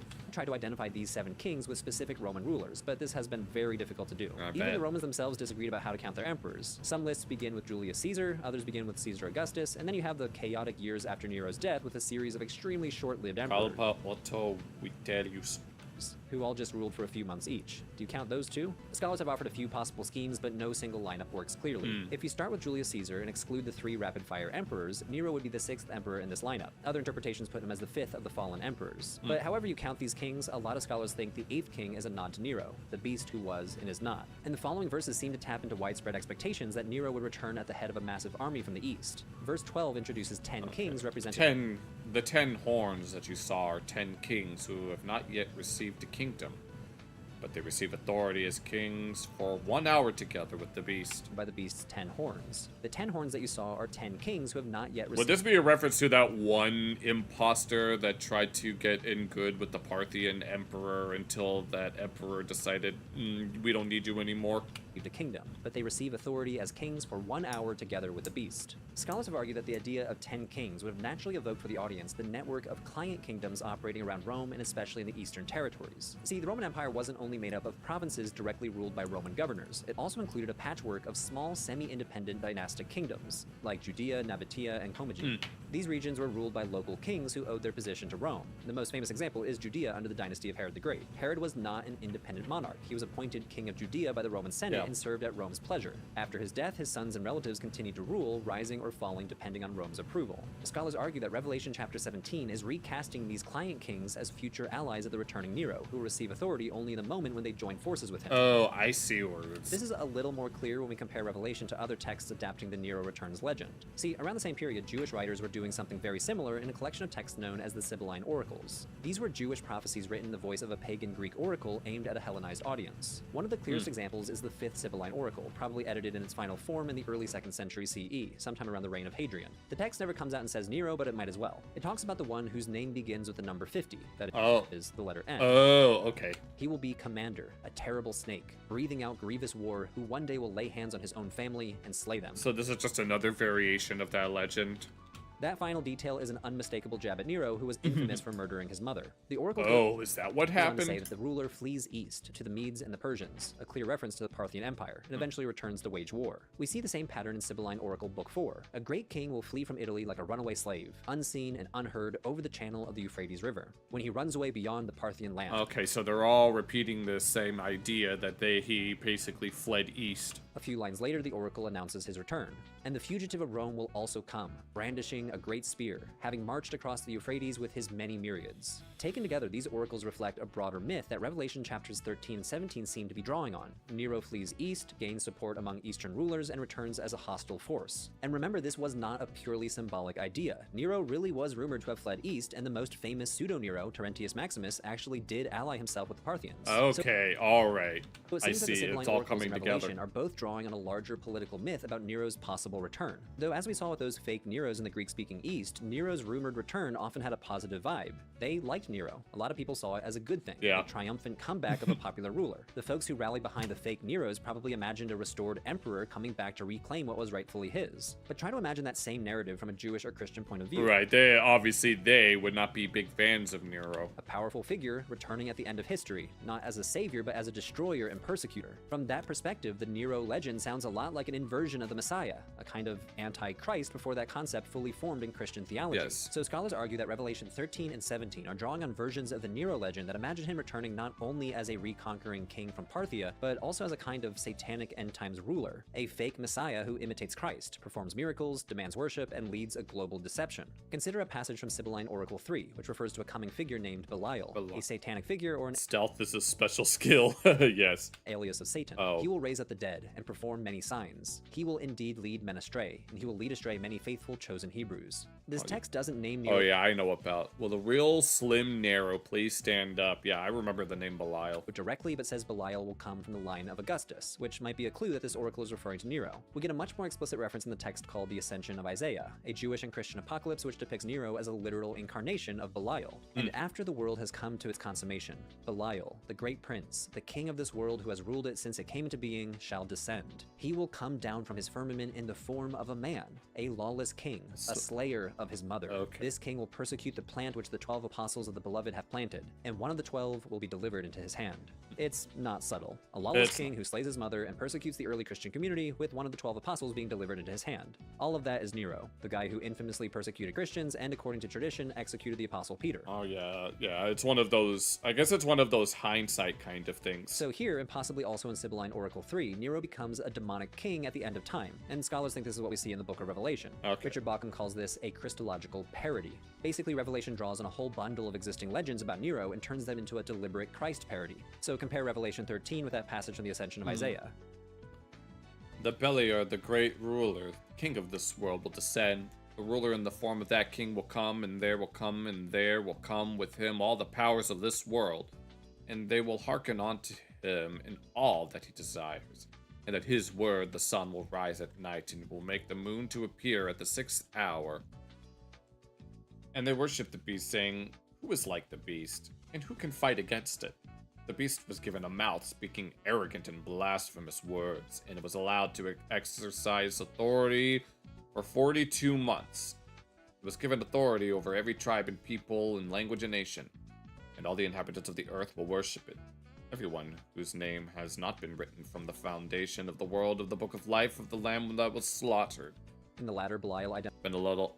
been a little too locked in on Left 4 Dead. We're looking at a Religion for Breakfast video about whether or not Emperor Nero was the Antichrist. Identified with Nero comes in the form of a man, performs signs and wonders, deceives the world, and gets people to worship him. Revelation 13 does the same with the Beast, also identified with Nero with the cipher 666. The whole world marvels and follows him, he works miracles, and people bow down to his image. Also in Revelation 5, the risen Christ appears as a lamb standing as if slain, while Revelation 13 describes one of the Beast's heads as if slain, but its mortal wound was same Greek participle construction. Healed. Later the text says he was wounded by the sword and yet lived. The author seems to be deliberately recycling the same phrasing from chapter 5. The Beast is killed and then somehow lives again. I say to myself, this ought not happen to him alone. Chapter 17 adds another layer to this parody of Christ. The Beast is described as the one who was, and is not, and is to come. This is almost a copy-paste of one of Revelation's holiest titles for God, the one who was, and who is, and who is to come. Scholars argue that this is setting up Nero's return as a pathetic parody of Christ's own return. Oh, so like the Sethian Gnostic demiurge. So Revelation is using the Nero Returns legend in a very sophisticated way. It knows the legends, it knows the Jewish apocalyptic material, and it stitches them together so that Nero becomes a Christ parody figure, a satanic knockoff of Jesus. I like that phrasing of satanic knockoff, that's perfect. Counterfeit Christ's own death and return. Hey everyone, thanks for watching. So Alright, that was nice. Okay, fortunately I couldn't comment too much on the second half of the video, but the first half we definitely had quite a bit to talk about, even if it was mostly chat interaction. Sounds interesting. Yeah, you can check it out when you get the chance. Let me check everything, make sure everything is looking alright.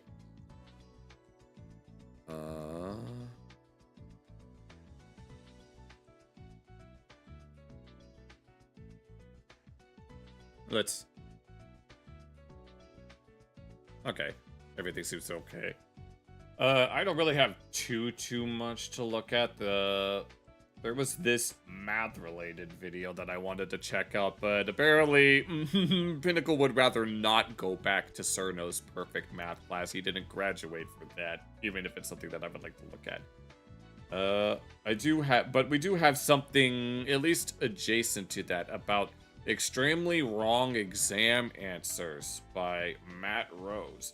We did look at a Matt Rose video the other night, but it was about toddlers having tantrums. And I think it's about time that we had a little have some fun so that I can see what the real answers are. We might not be going back to we might not be going back to Chiru no Sansu Kyoshitsu Hajimaru yo, but we will go. But I do want to see how outlandish these answers are. So make sure, if you're watching this on YouTube, to check out Matt's original video, and so we can see just how extremely wrong that these exam answers are. Recently, on some forum somewhere, I found a handful of things written by real... Okay, wait. Recently, on some forum I need to read somewhere, these. In the Olympic Games, Greeks threw the Java. Do they mean javelin? Did the Greeks have javelins? Found a handful of things written by real... Benjamin Franklin discovered electricity by rubbing 2 cats. Seems legit. Students in history exams. He died in 1790 and is still dead. Well, yeah, people die when they are killed. I'll just read you a few quick. The greatest writer of the Renaissance was William Shakespeare. He was born in the year... 1564. Okay, yeah. Yeah, the Renaissance didn't take place until... when? When was it? Just a thought. April Fool's Day is on a Wednesday. You can imagine I'd replace my model with a crappily drawn... oh my god, throw the coffee. Okay, wait. Oh my god, no, I should do something like that. Or not even my PNG tuber that I have. Just something... Oh, I know what I could do. I know exactly what I could do, but I think I might have to be reminded about it. Yeah, watch the Olympic Games before you watch the swimming because it's your sport. Oh, maybe you'll get a gold medal, Olympic gold. Maybe you'll be an Olympic gold medalist for New Zealand one day. 1964, supposedly. Supposedly on his birthday, because people aren't necessarily born on their birthday. On his birthday, Louis Pasteur discovered a cure for rabbis. Rabbis? It was an Yes, it was an age of great inventions and discoveries. And what age is that? age of great... I want to know what the actual questions are. We have the answers, but I would like to have the questions themselves. inventions and discoveries. Gutenberg invented removable type. Did he? And the Bible. Oh, no. Bible. And the Bible, and another. Important invention was the circulation of blood. Yes, I didn't No, before this, what exactly was flowing through our bodies? Certainly wasn't blood. Maybe it was just plasma. Gravity was invented. Gravity was invented by Isaac Walton. Isaac Walton. That's perfect. No, what what is that meme? The meme where it's like, this thing was discovered in this year, and then people before that year, and you see like oxygen wasn't discovered until like whenever, and so people before that discovery were suffocating. The 19th century was a time of a great many thoughts and inventions. A great many thoughts. People stopped reproducing by hand and started reproducing by machine. What is gravity? You remember from your freshman year of high school for PE was to watch a VHS of the Olympics just to pass the exam. Okay. Alright. As you can see, we stopped giving each other hand and started giving each other the machine that Morty used in that one Rick and Morty episode. Another story was William Tell. What? Who, contrary to belief, did not shoot an apple which was on his son's head, but rather shot an arrow through an apple. Shot an arrow through an apple. While standing on his son's head. Wait, what's the dumbest answer you've ever put on a test? It inspired me to check some Reddit. Okay, oh wait, that was just an intro. End of the year exams are upon us. Share your confidently incorrect answers. The badly wrong exam answers, both accounted for. But are we going to get the questions? Because I want to be able to actually answer them correctly. Teachers who marked them and the very students who wrote them down. Polar environments have low levels of precipitation. Not wrong. Identify one other environment that has low... Oh, this is a question. Reproducing books, you mean, right? Right? Oh, okay, so that's what's being implied. Polar environments have low levels. Identify one other desert environments. Books reproduce. This is news for Jackal, apparently. He didn't know that. To be fair, I didn't really know that either. I didn't realize that books were capable of doing the business.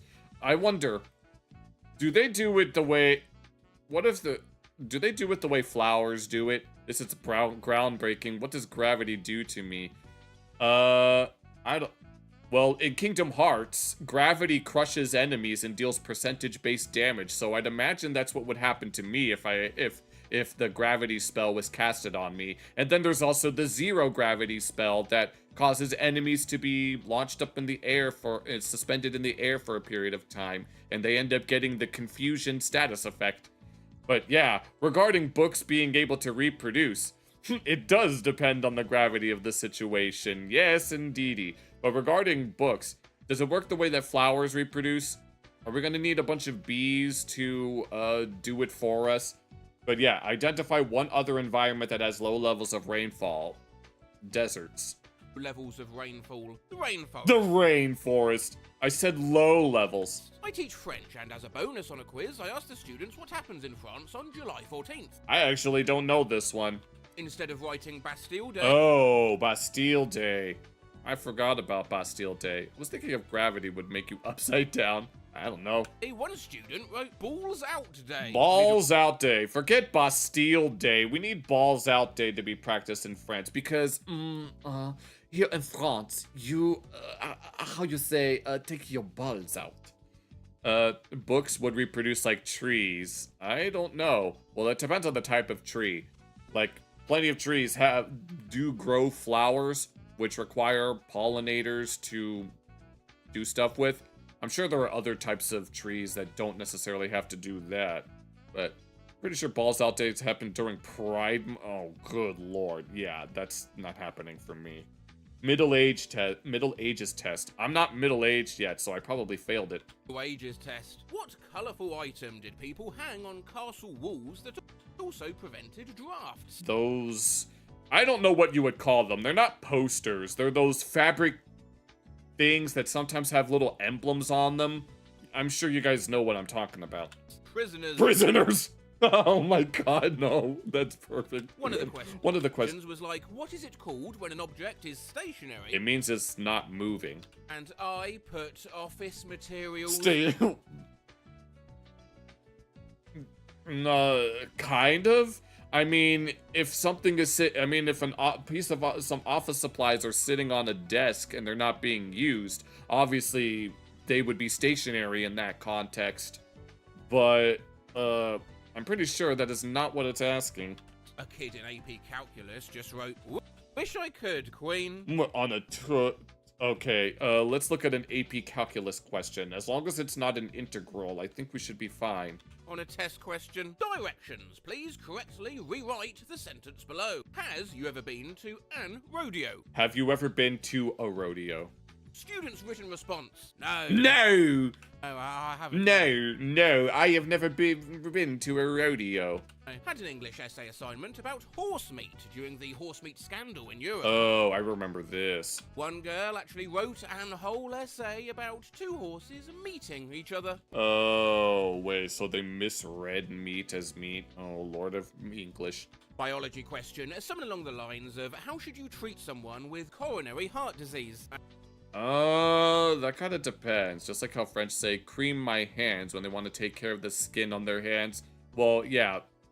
Here, we say we moisturize our hands, if anything. But I understand what you mean by that. How would you treat someone with coronary heart disease? I mean, it kind of depends on the situation. Like, obviously, obviously diet and exercise are, like, the obvious answers, but I'm sure there are, like, medications that can help with that, but I want to see what they decide to answer. And I wrote, with respect. With respect. Yes. Bye! What? I've taught math from 6th through geometry. Ooh. This assignment was one of the best I've seen. Just look at the instructions. And what are the instructions? Add or subtract. You did this in middle school? This looks like something that you would do in elementary. Oh, wait, I just noticed. Oh, I see. This 9. I need to write these down if I'm going to do this properly. I can't really do mental math. I have to write it down. I mean, I can do mental math, but it's going to take me forever. And his answers, add or subtract? Well, that's add. Add. That one's subtract. This is easy. Yeah, but I wonder what went through his head at problem. Oh, no. Oh, my God. Yes, I don't know how to... 16. Both? Art class, teacher wanted 12 thumbnail sketches. Wait. Do they mean, like, YouTube thumbnails or, like, actual thumbnails? A small rough idea of the picture of our ideas for a painting. One girl drew her thumbnail. Okay, yep. I figured. Times. There you go, done. Go on. Oh my God, what is that called? I feel like I should know what that is, but it's either just a regular upside down U or it's the upside down union math symbol. An educator. This is giving you life, neat. Pointless exam. In middle school, my history teacher kept a book of all the funny answers he's gotten over the years. Oh man. Define Nixon. Oh wait. Define Nixon. What's the stuff in cigarettes? The stuff in cigarettes? Oh, you mean nicotine. That makes them addictive, no? How would you define a person? Well, Nixon was the one with the Watergate scandal, correct? Define poverty. Someone who lives low income and less than ideal, basically someone with a less than ideal living situation. Fine, poverty. Isn't that the time of your life when you go through, changes? Puberty. And stuff. While teaching freshman English, we were studying some Shakespeare, and one of the vocab words was nobility. Nobility, yes. A kid answered, when you're not very good at something. Nobility is when you are... It's usually a status symbol. It means that you're of a high enough status that you could be considered something like a knight. What do... Fermatics. I don't know what that is. No. I think Rhodey mentioned philosophy. Ability. They had to use vocab words in an original sentence. Okay, I can't... The word was... Usurp. Zant from The Legend of Zelda Twilight Princess is the Usurper King. usurp, and the Yes, I know what usurp means. It means to take over. sentence I usurp on my pancakes. Usurp. Oh, I get it. Use the word fortify in a sentence. I am going to fortify this fort. Use the word fortify. Yes, it's a in defensive. sentence. I have fortified. I'm gonna pop some tests. I've got $45 in my pocket. Dollars in my pocket. Vocabulary test. Use the word in a sentence. Surf it. I saw Use the word in surf. away. Oh. And decided. Yeah, philosophy of education. To surf it. I Okay. teach physics. I teach And physics. sometimes they get conversions wrong, leading to great answers. Oh, no. The best The was a pogo stick, which bounced around 100,000 100,000. meters high. Yeah, record for the highest pogo I bet it. jump ever. I'm guessing it meant centimeters, millimeters. Is only 3.5 meters. 100,000 meters would put you about there. Oh my god, right above the... Apparently there's something called the Kármán line in the mesosphere. GCSE mock, I calculated that a coffee Oh wait, is this the thumbnail? 300 million Celsius 300 million Celsius. in temperature. 516 meters squared. For the area of the base of a jar. That must be one really big jar. The area of the base of a jar. Ooh, what's a big jar, mate? Yes, it is. You're planning on writing a set of anthropology, philosophy books about the... There's someone that I know that would take issue with that. I know, right? Broken heart emoji. You didn't realize education needs philosophy. How one's morals affect how they teach. Oh, yes. I am well aware of that. I'm well aware of that kind of stuff, Jack. Yes, when people... that one teacher who showed the murder of Charlie Kirk to their 5th grade students, talking about radical leftist nonsense, basically. Gee, well, And then there are other examples of that that can be pointed out on all sides. I put 0.8 centimeters For the height of a jar. That's pretty small. I got a negative number. You got a negative number. Analog sad face. Since I'm grading tests as we speak, let me just Let's pull one from the stack. Let's go. pull one from the stack here. Right, describe how glaciers were involved in the formation of the Great Lakes.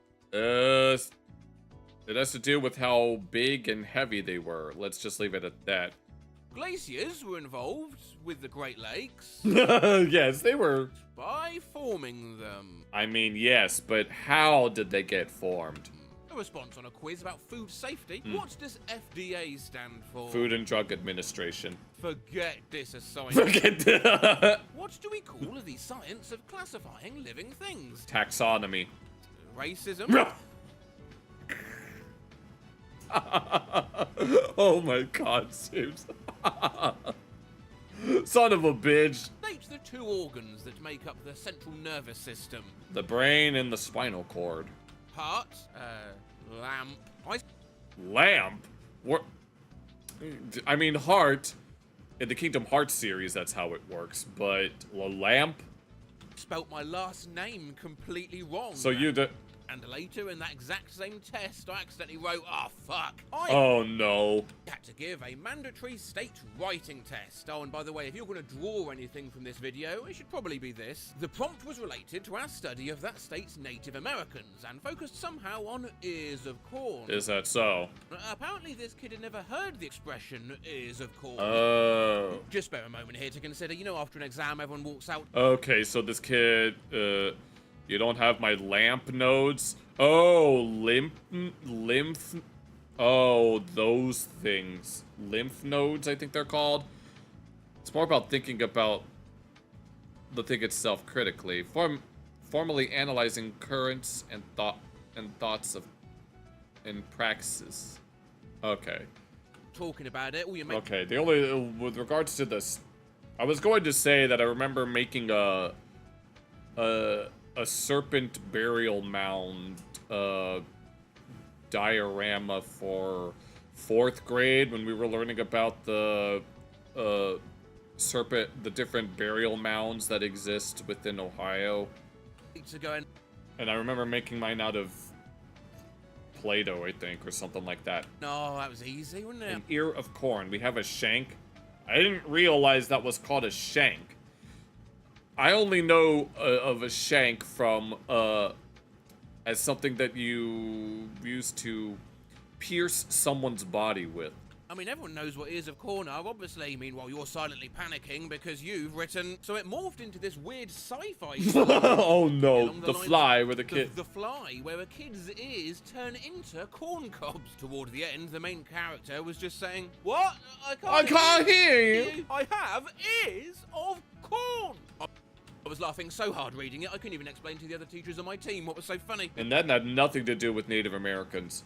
In my English mock, I wrote something like, "The darkness, emitted darkness." Kingdom Hearts series in a nutshell. Loudly crying face emoji. Character AI. Okay. The philosophy is it's an interesting subject that you're thinking about. And thinking of, so what you're thinking of metacognition, Jackal. Behavior, loudly crying face emoji. Metacognition is where you think about your thoughts. Oh no. Oh no, a ghost. Was a quote made by me in my English exam. Therefore. About what? Or the overflowing ambition led Macbeth to his Macbeth. Oh no, oh lord, no. We're about to do. Wait, yeah. Metacognition is such a trip indeed. No, I remember some SciShow video about where one of the things that was featured in that video was that mice were capable of metacognition. Skull emoji! Skull emoji. All I know about Macbeth is that Jimmy Neutron did Macbeth in space. Emoji, skull emoji! Did you actually write that? I'm chuckling. I'm chuckling. Skull emoji. I said Yes. thank you in Spanish. Oh no. Gracias. A French exam when I was trying to say sorry in French. What is sorry in French? I don't really know that. McDeath with fries. The McNothing. I was writing an essay for a French class test back in high school. I sucked at French. I sucked at it so badly, I inadvertently called my teacher a prostitute in that essay. Oh no, like when you mistake the Spanish word that means pregnant for the English word that means embarrassed. You prefer philosophy in the historical context. Yeah. I took AP Spanish this year. I mistranslated the words for laughter and smile in my head as crying and sadness. Oh no. I ended up writing 200 plus words about the health benefits. About the health benefits of being sad, because that makes me a sad panda. It's of being sad. In my French-speaking mock, I was asked what I buy online, and I straight up said dogs. Loud. No, Shang is what it is. Emoji, and then I followed up with and you, like I was expecting. Et tu? My teacher to agree with me. Skull emoji. Year 10 PPEs. This was just a few days ago. I was absolutely cooked for the exams. I just used a bunch of random Spanish adjectives from some of your one of your friends knows some French. I don't really know that much French outside of merci. No. Bonjour. Salut. Comment tu t'appelles? Je m'appelle Philippe. Je m'appelle Marie. Au revoir. I forgot what the one that comes after that is, but the end is a tout à l'heure. Adjectives from Breaking Bad. Mi profesor en español. Me professor. Es algo y muerto. Saying it wrong. Okay, Okay. Oh yeah, and then the days of the week. Les séjours. Damn it. Les séjours. Les séjours. Les séjours de la semaine. Lundi et mardi. Mercredi et jeudi. Vinde et samedi. Et dimanche. At least I think that's how it goes. I don't remember if I got the pronunciation correct. This guy's not saying it correct. Spanish teacher is cool and dead. And dead. Because muerto. He's a lawyer. Because he's a lawyer. Yes. Funny. Funny. Imagine that. It's interesting specifically that during the medieval, where they rediscover the ideas from Romans and Greeks as if it was new. Yet we see them in both eras. Yeah. Speaking mock, I very confidently said that young people. It's People were getting addicted to young. Oh, hold on. I need to reread this again. I was paying attention to chat. A-level speaking mock, I very confidently said that young people were getting addicted to young people. People. I was supposed to say young people are getting addicted to mobiles, and I got my words confused. Oh, okay. The teacher had to stop the timer because she was laughing that hard. Oh, Our no. French class, we goofed and slacked too much. Yes, On that's one so. of my French quizzes, the teacher was angry because someone put the French word for grass as les grass. Le gras. Ball jiggler Oh, hell no. confesses. Oh, yes. The sub-dialect of French. The subtitle. Known as rage. Rage comics. That reminds me of Yeah. my friend in 8th grade French. The question was, why do you eat a sandwich? And the answer the teacher was looking for was, Parce que j'ai faim. parce que j'ai faim. You said that wrong. Parce que j'ai faim. Because I'm hungry. My friend... Yes, here you are. Only speak English, while your friends know how to speak German, French, and Spanish. The school that I went to offered German, French, and Spanish, but I wanted to take Spanish, but I had to save it for a study hall. Much of how early industrial America used Roman, Greek, and Egyptian styles. Did they use Egyptian stuff? Because I know that, like, the White House and other structures within, like, DC, they're all, like, Greco-Roman inspired. But yeah, you know some Latin. I don't know that much Latin outside of some songs that we sang in choir class. Parce que je peux. Oh my. Because I can. A point moving through space. Line. Line. A point moving through space. Is it a line? An enclosed area that has height, width, and volume. That is a solid. Enclosed area that has height, width, and volume. Form. Form. The lightness or darkness of an object. I feel like I should know this. It's not saturation. It's not hue. Is it hue? Brightness or darkness of an object. Value. Valley. Wait a minute. The way something actually feels or looks like it would feel. The way that it would feel or... Texture. An enclosed area. Texture. Yeah. An enclosed area that has height and width. That's a... Area that has height and width. Shape. Draw a shape. Okay. There you go. What is your favorite hue? Jackman. Jackman. Oh my god. Okay, so I got all of those wrong. With historical context is top tier. Spanish Academy, very good offer of vitalism. Jose Ortega y Gasset. Okay, if I could get some of his translated works. The Egyptian style was more... niche? Are you trying to say niche or niche? The others, it's rare, so Art Nouveau. Into Art Deco, Egyptian became more popular. I was a TA a couple years ago for an engineering drawing class, and on a lab assignment I got... Do you want my head to explode? You want my head to explode? Oh, because it's in between. I was giving a quiz on naming various instruments of the orchestra. That's a trick question, because it depends. Because I know that, like, in the places where I went to school, orchestra was mostly just exclusively string instruments. Violin, viola, bass, cello. But I do know that other orchestras have brass and woodwinds, so it kind of depends. One of your friends knows that French keeps saying fuss. Fat seal in French, which is basically saying gross fuck. Oh, jeez. The picture was of a gong. Really? I got various answers, including... Bong. Bong, but the one that stood out the most, Japan's... Japan Smasher! Oh, no. ITA. Oh, no. In Chem one semester, there was a bonus question. There was a bonus Who invented the hot air balloon? I have no idea who invented the hot air balloon. Project Gutenberg? I feel like I've heard of... And then student draws a squiggly circle. I feel like I've heard of Project Gutenberg, but I don't really know anything about it. One student answered, Jesus. Since when did Jesus invent hot air balloons? An extra credit question. Name a song about the weather. A song about, oh, it's raining man. Hallelujah, it's raining man. Amen. I mean, yeah, you got loads there. Oh, and then we have a whole, oh yeah, blessing the rain. Because I bless the rains down in Africa. And then, would Darude Sandstorm count as naming the weather? Would every song in Frozen count as being about the weather? Here comes the sun. Oh, it's that song. Okay. Why does it always rain on me? This student. Here comes the highway to hail. No, it's not highway to hail. Highway to hail.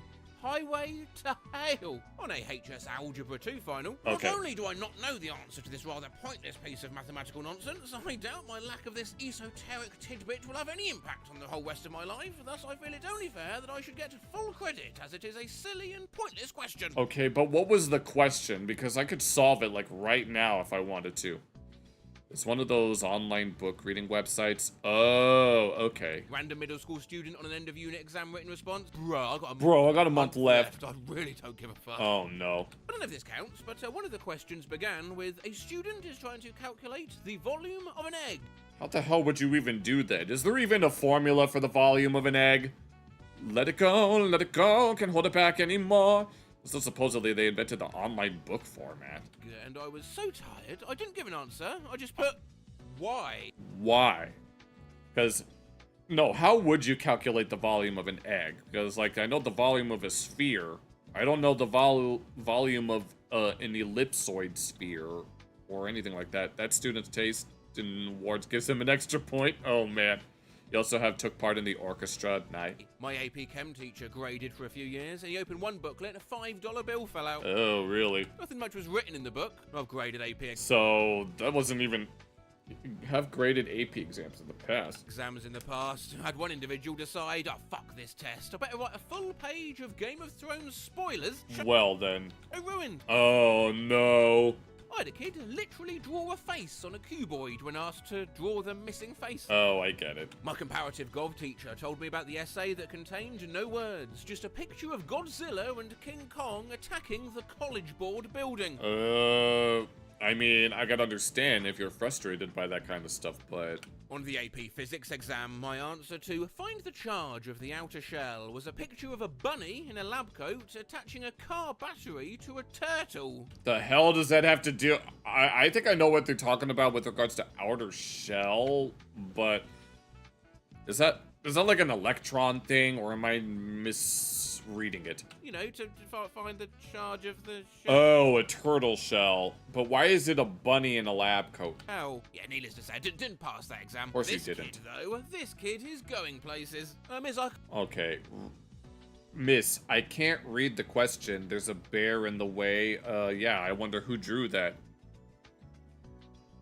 How do you is that Gogeta? Yes. I was like, wait, do you mean Gogeta or Gogeta?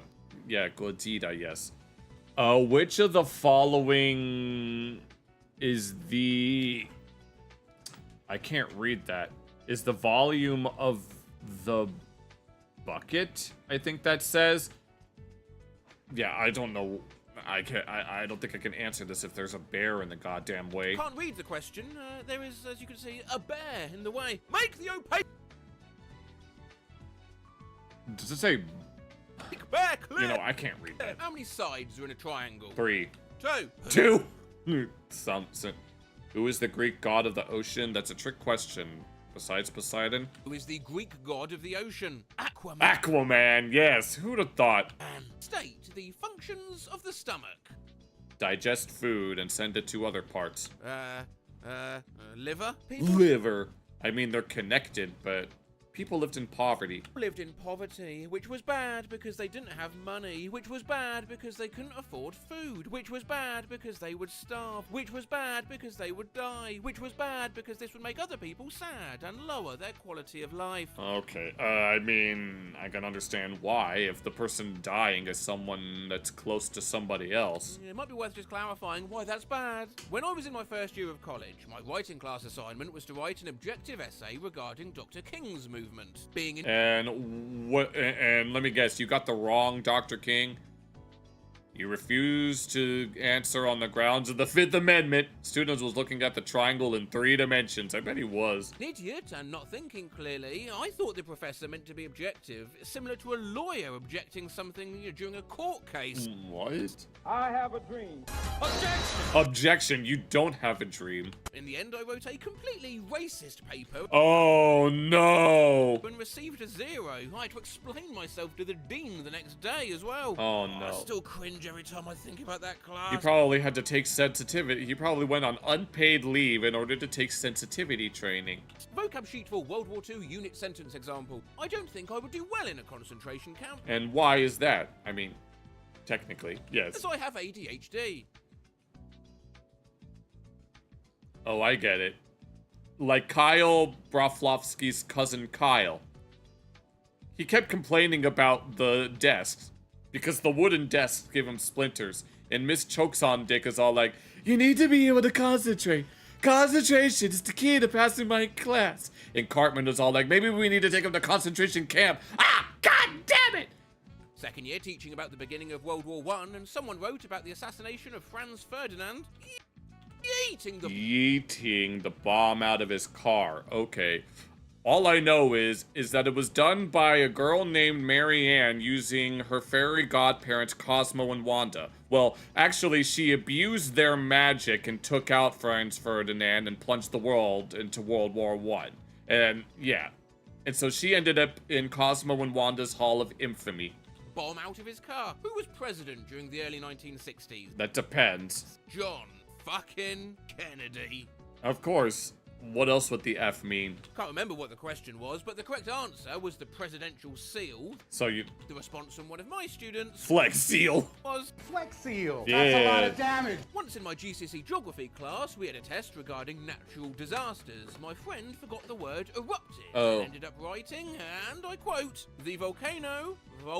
It volcanoed. When all else fails, just add an ed at the end and turn it into a... I think that's a verb. One of your best friends will sometimes say, I love you, and you said it back as well. One time my teacher asked on a test, what was one animal that crossed the land bridge from Russia to America other than humans? Wolves. As they were being domesticated into dogs. I had the answer on the tip of my tongue, and instead of writing caribou... Caribou? I blanked and wrote cantaloupes. Oh.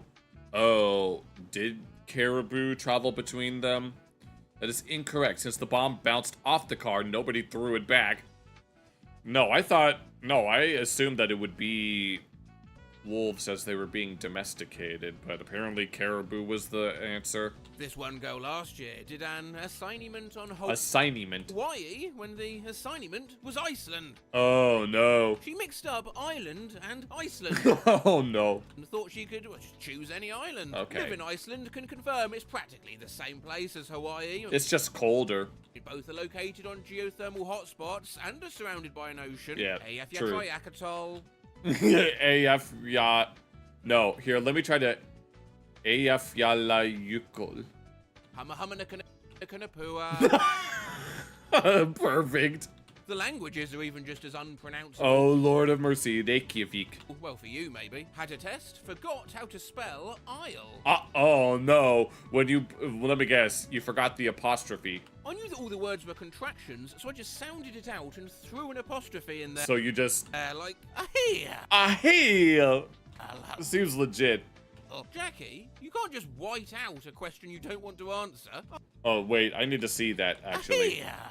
Jackie, you got... Let's see, filled in the chart with these names. Sam, Tim, Father, Mr. Meeker, Mr. Heron, Betsy. Loyalist, Father, Mr. Meeker, Mr. Heron. Undecided is Tim, and the Patriot is Sam and Betsy. Not just white out a question you don't want to answer. r/teachers. Yeah, geothermal hotspots in New Zealand. Yeah, you've mentioned that a few times. Could have chosen the UK as their island of choice. And now what? Okay, I'm a 51-year-old long-term substitute teacher. I took this position in February, and it ends at the end of the year. I've given a creative writing assignment, and a student has put gooning to a leprechaun. Oh, hell no. In high school, we took a quiz on Hamlet. Our teacher told us... All I know about Hamlet is that they were going to be or not to be annihilated, and that Arnold Schwarzenegger would be back. with weapons. Swear, The reason the UK is the way it is because of America's Gulf. Yeah. You're going there in March? Oh, are you going to the UK in March? You better be careful because there's a lot of things going on there. Let's just leave it at that. If Bunda is lurking in the chat, he could probably tell you more. Confused, remember, the story is just like The Lion King. Not technically wrong. One of the questions asked how Hamlet's uncle died. Oh, wait a minute. Oh, he got thrown off a cliff. He was thrown off a cliff and eaten alive. By hyenas. Obviously, they're not going to be 1 for 1. Hyenas. GCSE Biology 1. What is the first antibiotic ever developed? Penicillin, I think. Amputation. Oh, no. Student writing a lab report about a density experiment. Density. Substance A will float in water because it is flamboyant. Flamboyant. Oh, no. Yeah. Yes, queen. I'm floating in the water because of my flamboyancy. Don't you know? You're going to Rotorua? Rotorua? Okay, alright. Apologies for the confusion, but yes, it's not buoyant, it's flamboyant. And technically, it's because if it's less dense, if something is less dense than water, then it'll float. And if it's more dense, then it will sink. How does dietary fiber aids in digestion? I don't actually remember that. Smoothens the sheep. I mean, Lion King is basically Hamlet, but with lions. It's also Kimba the White Lion. During a standardized test, one of the questions asked me to prove something about the constellations based on an article. What about the constellations? Why they're named the way they are, or the zodiac or something? I wrote, or just trust me on this one. Just trust me. I was a TA for a very introductory physics classes last year. The Class S. question was let me see. Jane has a mass of 42 kilograms and is tied up on a platform on one side of a 30-meter room 20 meters in the air. Tarzan has a mass of 60 kilograms and grabs onto a vine swinging from the middle of the room. What the heck? Of course they had to use this. It was an antiseptic. Well, specifically the part where they used a scalding hot... Oh, yes, I'm aware of that stuff. Where he stands 20 meters in the air. If he starts at an initial velocity of 0, what is Tarzan's velocity at his lowest point? I need to write this. Word problems were never my strong suit. I'd rather just have the raw numbers. What is Tarzan's and Jane's velocity as they're exiting the building? The building? And what build? Received for an answer. To the window! To the window, huh? Oh, to the wall! To the sweat drips down my balls! Oh, them Janes can crawl! Ski ski, motherfucker! Ski ski, goddammit! No. A grade 12 Okay. student who never showed up to class and never turned in any homework or assignments tried to breakfast club me with a heartfelt personal essay on his final exam. Is that so? And what was it about? Was it about the Breakfast Club? He even tried to end it with, Mr. Teacher, I know this. I know this isn't what you were looking for. Maybe isn't what you were looking for, but it's what I know and feel. Don't you forget about me. I still failed the shit out of him. Good.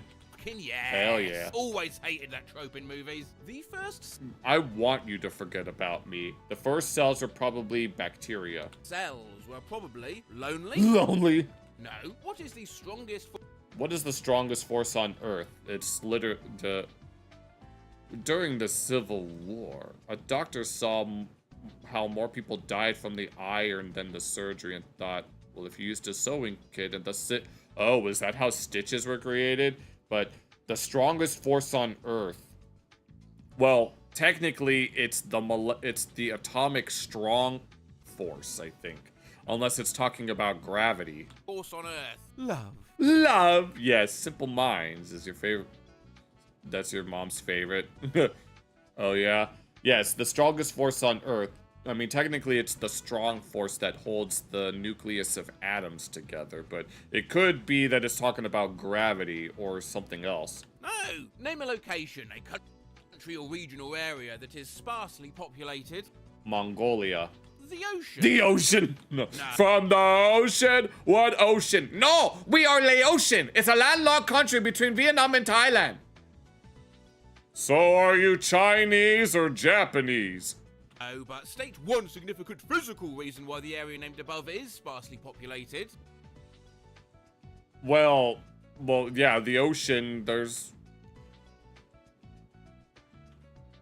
Well, it does say, well, he's not being very specific with regards to what he means by the ocean, or whether it's Laotian, but the reason why Mongolia is sparsely populated is mostly because of it's like mostly empty steppe terrain, and the Gobi Desert is directly to the south. Most Mongolians pretty much live in the capital, and I'm sure there are some that still maintain a nomadic lifestyle. Has anyone ever thought that entropy is actually the strongest force? Well, technically, the 4 fundamental forces of the universe are the strong force, the weak force, gravity, and electromagnetism. Entropy is when energy is evenly dispersed across matter, and so no work is done, which is where... I don't remember the specifics, but it's basically when energy is being evenly dispersed. One of the simple minds, the one simple mind is where the summertime. Oh yeah. Well, because humans can't breath underwater. They can't breath underwater. No. Hey, no! Why are you booing me? I'm right. Booing me? I'm right. Yeah, marking does seem a bit unfair sometimes, and that's why if you're a student, you may be... What's the stupidest way a student try to cheat your class? To cheat. There are some genius... Oh no, now we're getting into... Wait, energy is communist because they called Martin Luther King a communist, and for over 2,000 years they called Mary Magdalene a prostitute. Come to find out that that's Jesus' baby mama. Ways to cheat. I work at a university and heard a chemistry student facing an exam had grown a couple of his fingernails long enough... Oh my god. ...to write formulae on the underside of them. That's insane. And let me guess, they had to paint them, and then... how would you... I mean, I'm sure it's possible. But if you're not a genius, there's 2 ways to cheat, really. Wait. Either copy online. Last year, I got a submission of an assignment that began with the sentence, as an AI language... As an AI language model, I cannot provide a specific answer to this question without any context or source. Wait, here, let me read the rest. An AI Wait. online. Oh. Last year, I got a... That began with the said... Okay. Let me read it. However, in general, the relationship between the Statue of Liberty and the Chinese Exclusion Act... What the hell kind of... What connection could possibly be made? Well, actually, I know what could be made, because I remember learning that immigrants from Europe usually had an easier time getting in than immigrants from Asia. It's like Ellis Island, and then I forgot what the other island was called, and I can imagine that having something to do with it, but it could be viewed as complex and multifaceted. On one hand, the Statue of Liberty has been seen as a symbol of freedom and opportunity for immigrants coming to America, including those from China. On the other hand, the Chinese Exclusion Act of 1882 was a federal law that prohibited Chinese laborers from immigrating to the United States for 10 years and had a significant impact on Chinese immigrants' lives and opportunities in America. Some argue that the statute's message of welcome inclusion was contradicted by the discriminatory policies of the time. You had to hold your breath, though. A specific answer to this I know that there are people that can hold their breath for like upwards of a half an hour. I'm not sure how they do it, but I'm sure they could do it. Question without any context or source. Had an essay I graded this year, it ended with, don't forget to like and subscribe for more essay content. Oh my god, no. Is that also an AI? Oh, hell no. No, when I do my essays, I just do them on my own while looking up the necessary information. Chinese people supported McKinley because of his actions during the Boxer Rebellion. Second graders were doing posters on various countries. Seems pretty fair. Seems pretty simple enough.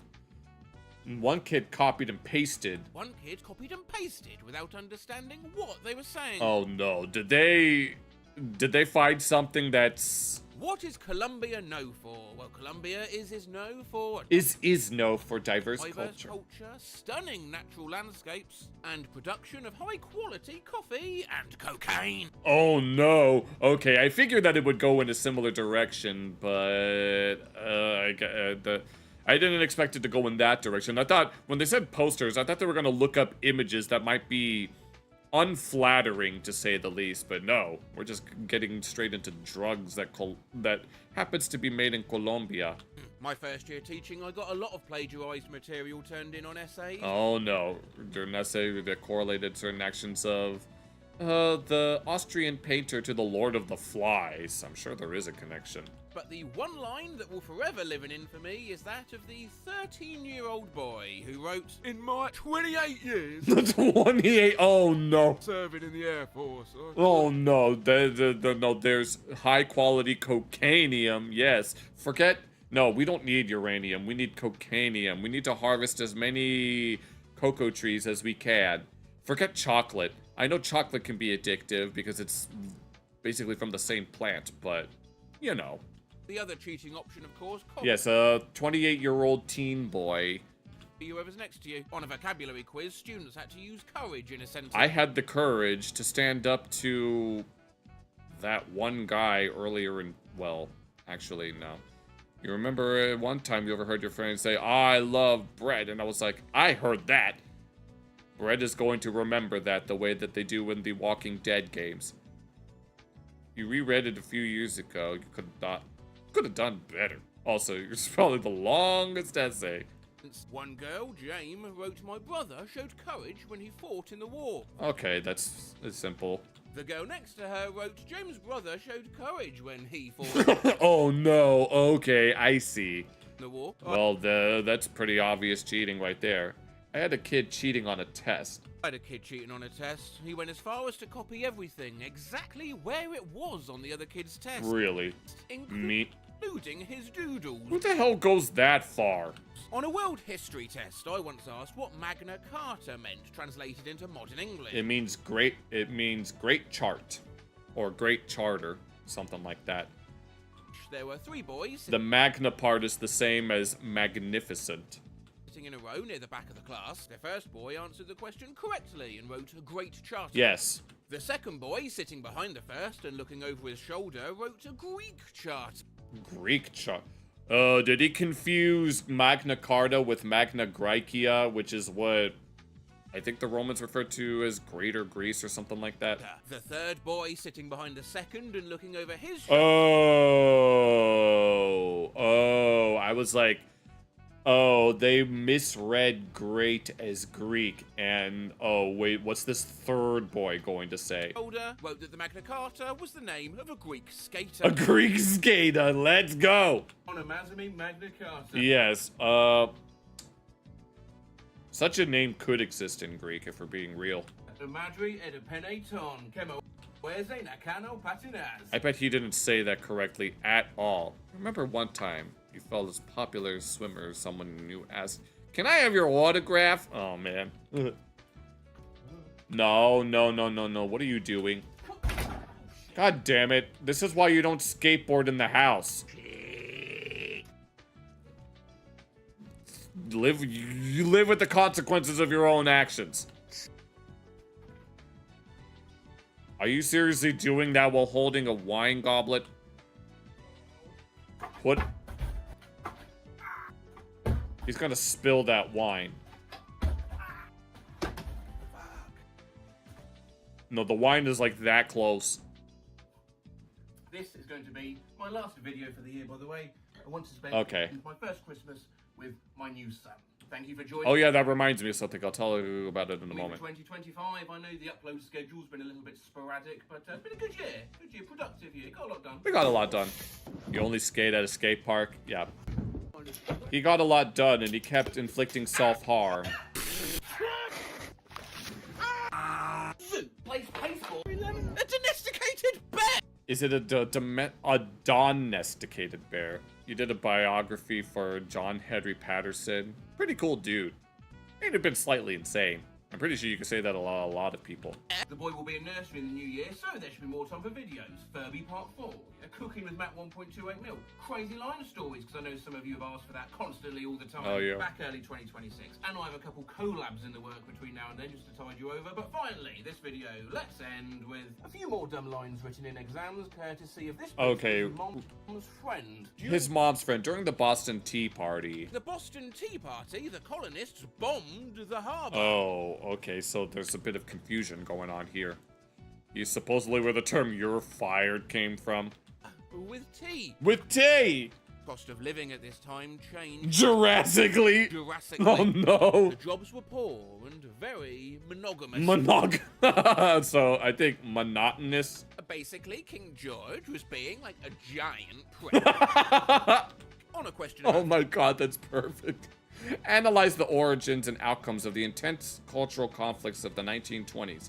In your response, focus on two of the following: immigration, prohibition, religion. Things like prohibition and religion in the 1920s, we became a nation where sex was a thing for fun. It could be purchased. Oh lord. We went from celibate to celibate. Oh no. A butt. And finally, there was a man who made history in the world. And who was this man that made history? A man whose name shall never be forgotten. And that man is Charles Darwin. Darwin. Why be Darwin when you could be Darwin? It's like, no. It's like, Charles Darwin driving an R-Wing from Star Fox. That's what it reminds me of. Oh, and that's all of it? Okay. Your dream for your future, travel on a cruise ship. You've never been on one. Find a cruise ship with lots of water slides. Is that so? Okay. That was fun. Unfortunately, I couldn't really comment on it that much. Ugh, I'm gonna be trouble tonight. What else do we have? We have this math video. We have this math video that we could look at, although I'm not sure Pinnacle would like that. But we also have, I have time for like 1 or 2 more videos now. I didn't really, I had to find some at like the last minute. Because it's getting kind of harder to look for stuff to react to. At least things. Good job. Proven Darren right. Is that so? But I do also have more of the Snapcube Kingdom Hearts fan dub lines, but I might want to save that for Friday or something. I guess you can watch this for a little bit just to see what it entails. Cruise ships are lame. Ocean liners are better. They don't have slides. There's a cruise ship with a roller coaster. Why do I feel like I know what you're talking about? But here, this is Wrath of Math. I've seen a handful of their videos looking at viral math questions that a lot of people couldn't answer, or maybe they have the answer, but the teacher marked it wrong anyway because reasons, let's call them. But I want to see what this is. In no other branch of mathematics is it as easy to blunder as in... Are they as easy to blunder as in probability? Charles Sanders... In no other branch of mathematics is it so easy to blunder as in probability theory. Hold on, let me... Speed this up real quick. The only math with no answers is the answer to the Pentagon's budget. Yes, we need to find out where all that money's going, because it sure as hell ain't going to me. Pierce once said, in no other branch of mathematics is it so easy to blunder as in probability theory. And ain't that the truth? Some of math's... I don't really know what I know what probability is, but I've never heard it be called probability theory. So we have 1, 2, and then there's a RAM in this third one. Most infamously devious problems... Oh, I know what... I've heard of the Monty Hall problem, but I don't really know what it is. Probability theory. The birthday paradox. The birthday paradox. The 2 children problem. Probability really has more tricky puzzles than you could shake a stick at. Is Schrodinger's cat an example of one of these? But suppose we have a stick, and it's broken at random. We have a stick, and it's broken. Into 3 pieces. 3 pieces, of course, is just enough to make a triangle. Yes, but... Depending on the lengths of the pieces... But you can't make it if it's too short. Result from the breaks, forming a triangle might not actually be possible. Then our question is, how likely is it? If I see where this is going. At random into 3 pieces, what's the probability that the 3 pieces form a triangle? And I guess it depends on the length of the stick and where you would want to break it. Indeed, this is another example of a devious probability puzzle. One of the things that makes this so tricky is that, as stated, the problem is pretty non-specific. Yeah. I mean, yeah, we get the general idea, but exactly how is the stick going to be broken into the 3 pieces? Are we randomly selecting 2 points on the... And of course, we need to have the Mario Kart sound effects. The stick and making the cuts there? Or are we randomly selecting one cut and then randomly selecting one piece to randomly cut once more? Oh, I see where he's going with this. You might not think it matters much. In either case, we're breaking the stick randomly into 3 pieces. Maybe it matters, maybe it doesn't. We'll answer that question later. But for now, we better darn well be sure about how we're breaking our stick. This stick breaking problem originates from an 1854 Cambridge University exam. Okay, a rod is marked at random at 2 points, and then divided into 3 parts at these points. The probability of it being possible to form triangles with pieces is... Taxes be like, yes. Do you think that one is more philosophical? Statement of the problem, it's pretty clear they're using the first method. A rod is marked at random at 2 points and then divided into 3 parts at these points. So we're going to start by answering that question. When we randomly select 2 points on the stick to make cuts, what's the probability that the 3 pieces can form a triangle? Before we get into the details... No, I'm trying to think. How would that be? Because it ultimately depends on the length of the stick and where the points are. Because I know the I was going to say that it might have to deal with the angle, except it probably doesn't have to deal with the angle, but I wonder if we could use the Pythagorean theorem in this context. You know, I have to spend a long time on the internet to find things like old Cambridge exam papers, and it's critical that my data and computer are protected. Okay, security, is that NordVPN? Here's our sponsor, NordVPN. I think... Was Atlas VPN the one that had that data breach? One of these big VPN companies had a data breach at some point. Online is strong with NordVPN. Now, let's talk about the probability of forming triangles from broken sticks. Let's see. As we embark on this probability... I might have trouble commenting on this, and if I do, I can always move on to a different video. Together, one key thing to understand about probability is how useful geometry and area models can be in solving these sorts of problems. All right, okay, let's see. For example, what's the probability that in 2 coin flips, we get both a heads and a tails? You would think 50-50, but it's probably going to be something like 51.01523341. If we say that this 1x1 unit square represents all the possibilities of 2 coin flips, clearly it has an area of 1, representing the 100% chance that something happens. And certainly, half of this square would be where our first flip is heads, and half would be where the first flip is tails. Then in the this would, no, if you were flipping one, it depends on the coin design, But I think it's like if one side is head and one side is tails. Okay. Rectangle, half of it is where the next flip is also heads, and half is where the next flip is tails. What was the name?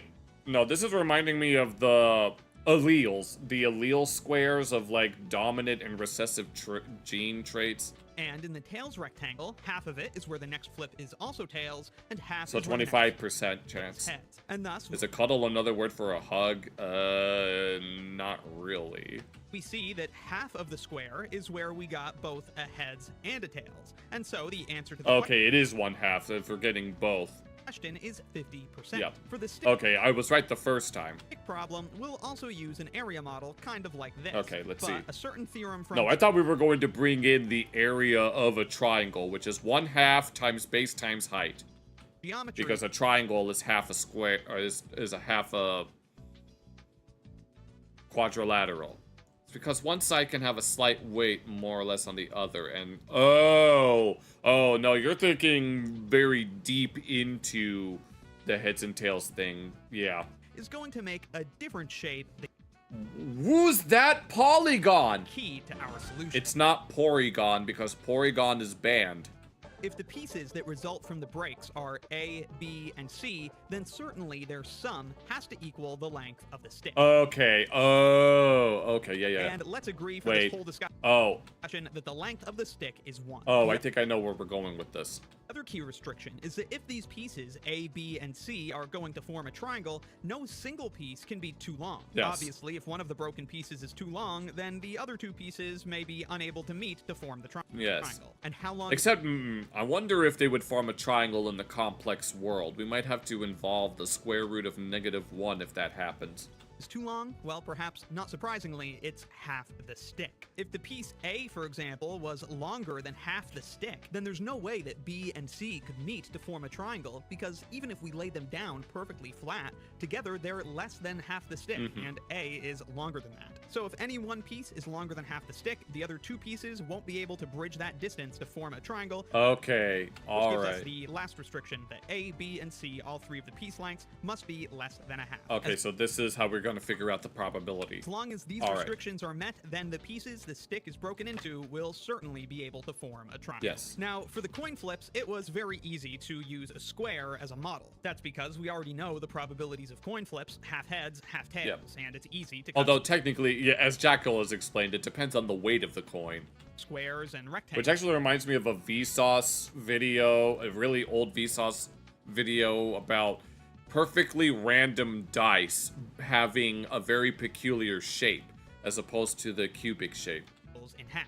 But for breaking a stick into 3 pieces and following these guidelines, a more clever model will be necessary, and a perfect model can be found in an equilateral triangle of height 1.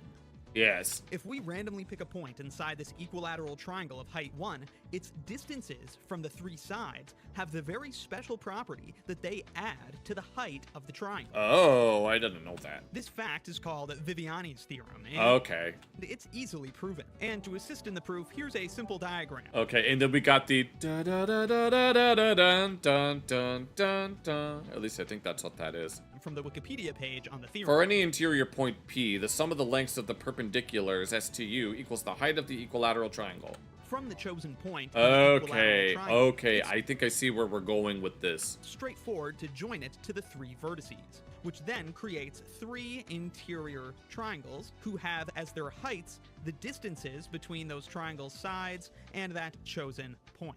Clearly, those 3 triangles together form the entire triangle. And also, these 3 triangles have equal bases, since their bases are the sides of an equilateral triangle. All right, I get it. Yeah. Now, what's the area of the entire equilateral triangle? Well, if the height is 1, base times... Well, let's say this is the base, Yes. and let's say it has length lowercase c, so then the area of the big equilateral triangle would be 1/2 times that base of c multiplied by whatever its height is. And the height is 1, so it would be 1/2 of C. And we know that's equal to the added areas of these 3 smaller triangles. The area of this triangle would be 1/2 times the base of C times its height of S. The area of this triangle would be 1/2 times this base, which is the same as this base. Yes, so yes, 1/2 yes. times C times T. And this one, similarly, its area is 1/2 times C times U. So if we just take that factor of 1/2 and that base length of C out of each of those terms, Okay, I the think... total area of these 3 triangles put together is 1/2 times C times S plus T plus U. We can cancel out the half C on both sides of the equation and establish Viviani's theorem. The height of the equilateral triangle is equal to the sum of the distances from the triangle's sides to a chosen interior point. So randomly picking a point in this equilateral triangle is equivalent to randomly breaking the stick at 2 points to form 3 pieces. By randomly picking a point in the triangle, we get these 3 distances, which we know add to the height of the triangle, which we've agreed is 1, which is also the length of our stick. And the distances that we get from picking a point in this equilateral triangle could take on any of the lengths that the pieces of our stick could, including pieces like these that do form triangles, and other distances that certainly do not. So we know all of the possibilities exist in this equilateral triangle model. Some of the possibilities do form triangles, some of them Do not, no. So the question now is what proportion of this space does contain points that correspond to piece lengths that can form triangles? Okay, so we have to... The piece lengths correspond to the distances between each side and the chosen point. And to form a triangle, we know that those distances cannot exceed 1/2. Okay. That means we can't get any further than 1/2 away from this side. We also can't get any further than 1/2 away from this side. And we can't get any further away than 1/2 from this side. Hence, the space of valid choices is this smaller equilateral triangle. Which Okay, makes so up it's the... So we need the... One time you had a nosebleed because someone punched... Oh my god. Okay, so we have to find the missing piece of the Tetraforce in order to... So it's 1/4. exactly 1/4 of the whole space. Hence, So the probability of forming a triangle by breaking a stick in 3 is 1/4. If we randomly Or select at least, is that the conclusion? 2 points on the stick to make cuts, the probability that the 3 pieces form a triangle is 1/4. If the randomly chosen point is in this central region, then the corresponding piece lengths will all be less than 1/2, so they'll be able to make a triangle. Okay. If the point lies anywhere else, then one of the sides is going to be prohibitively long. Now, how do things change, if at all, if Okay, so now we have to modify it a little bit. we use the alternative method? If we randomly pick 1 point on the stick to cut, then randomly select one of the 2 pieces to randomly cut once more. Well, in this situation, after the first cut, if we randomly select the shorter of the 2 pieces to give a second cut, then we're certainly not going to be able to form a triangle, because the longer piece will be greater than half the stick and won't be cut again since we selected the shorter piece to receive the second cut. Now, you may also be wondering about the case where the first cut is exactly in the middle, so then neither piece is the shorter piece. Oh, well, yeah. in this case, no matter what would happen next, our attempt to make a triangle would just look like a straight line, which is half the length of the stick. This is because one side would be half the stick, and the other 2 sides, no matter how they end up being split up, would perfectly coincide with half the stick. So it would give us a what's called degenerate triangle. Degenerate triangle. No, this triangle was caught with all sorts of lewd images of a random assortment of things. And so I don't know where I want to go with that. I know what I want to say, but it's kind of hard to put it into words. And it doesn't actually matter whether we consider the degenerate case to be a triangle or not. It's clearly a biangle if we're being real. Only one edge case out of a continuum of others. So we'll just assume that there is a longer piece each time we cut the whole stick. So continuing our analysis of this situation, we know that half the time we'll end up selecting the shorter piece of the stick, and in those situations we'll not be able to form a triangle. When This triangle is a full degen. randomly choose which piece to give the second cut, half of the time we will choose the longer piece though. And in that situation, there is still hope. So let us again look at our equilateral triangle model. For the same reasons as before, this triangle in the middle represents the valid options for cuts that will allow us to form a triangle.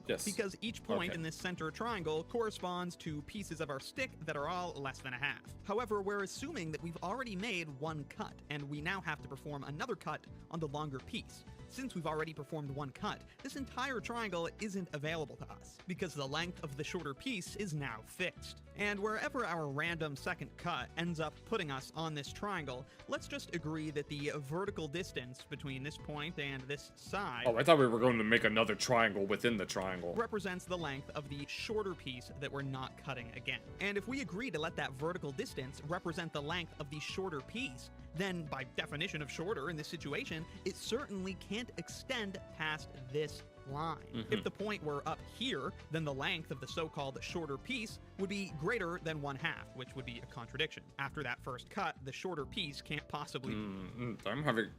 I'm having trouble commenting on this. Like, I thought I would have more to talk about, but I'm too immersed, if that makes sense. Be more than half of the stick. Only the longer piece can be. Then the situation is really just like before. All of the points in this central triangle represent valid options for cuts that would allow us to make a triangle with the pieces. However, less area is available to us because we can't have a point up here. So let's black that out. The length of the shorter piece can't be greater than 1/2, so this area isn't available to us. So what proportion of the available area represents a valid cut?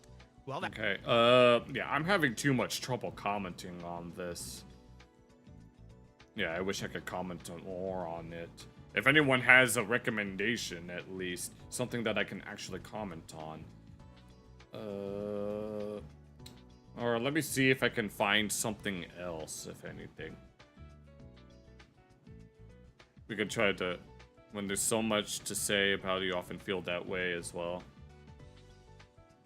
Let's see if there's something else that I could find.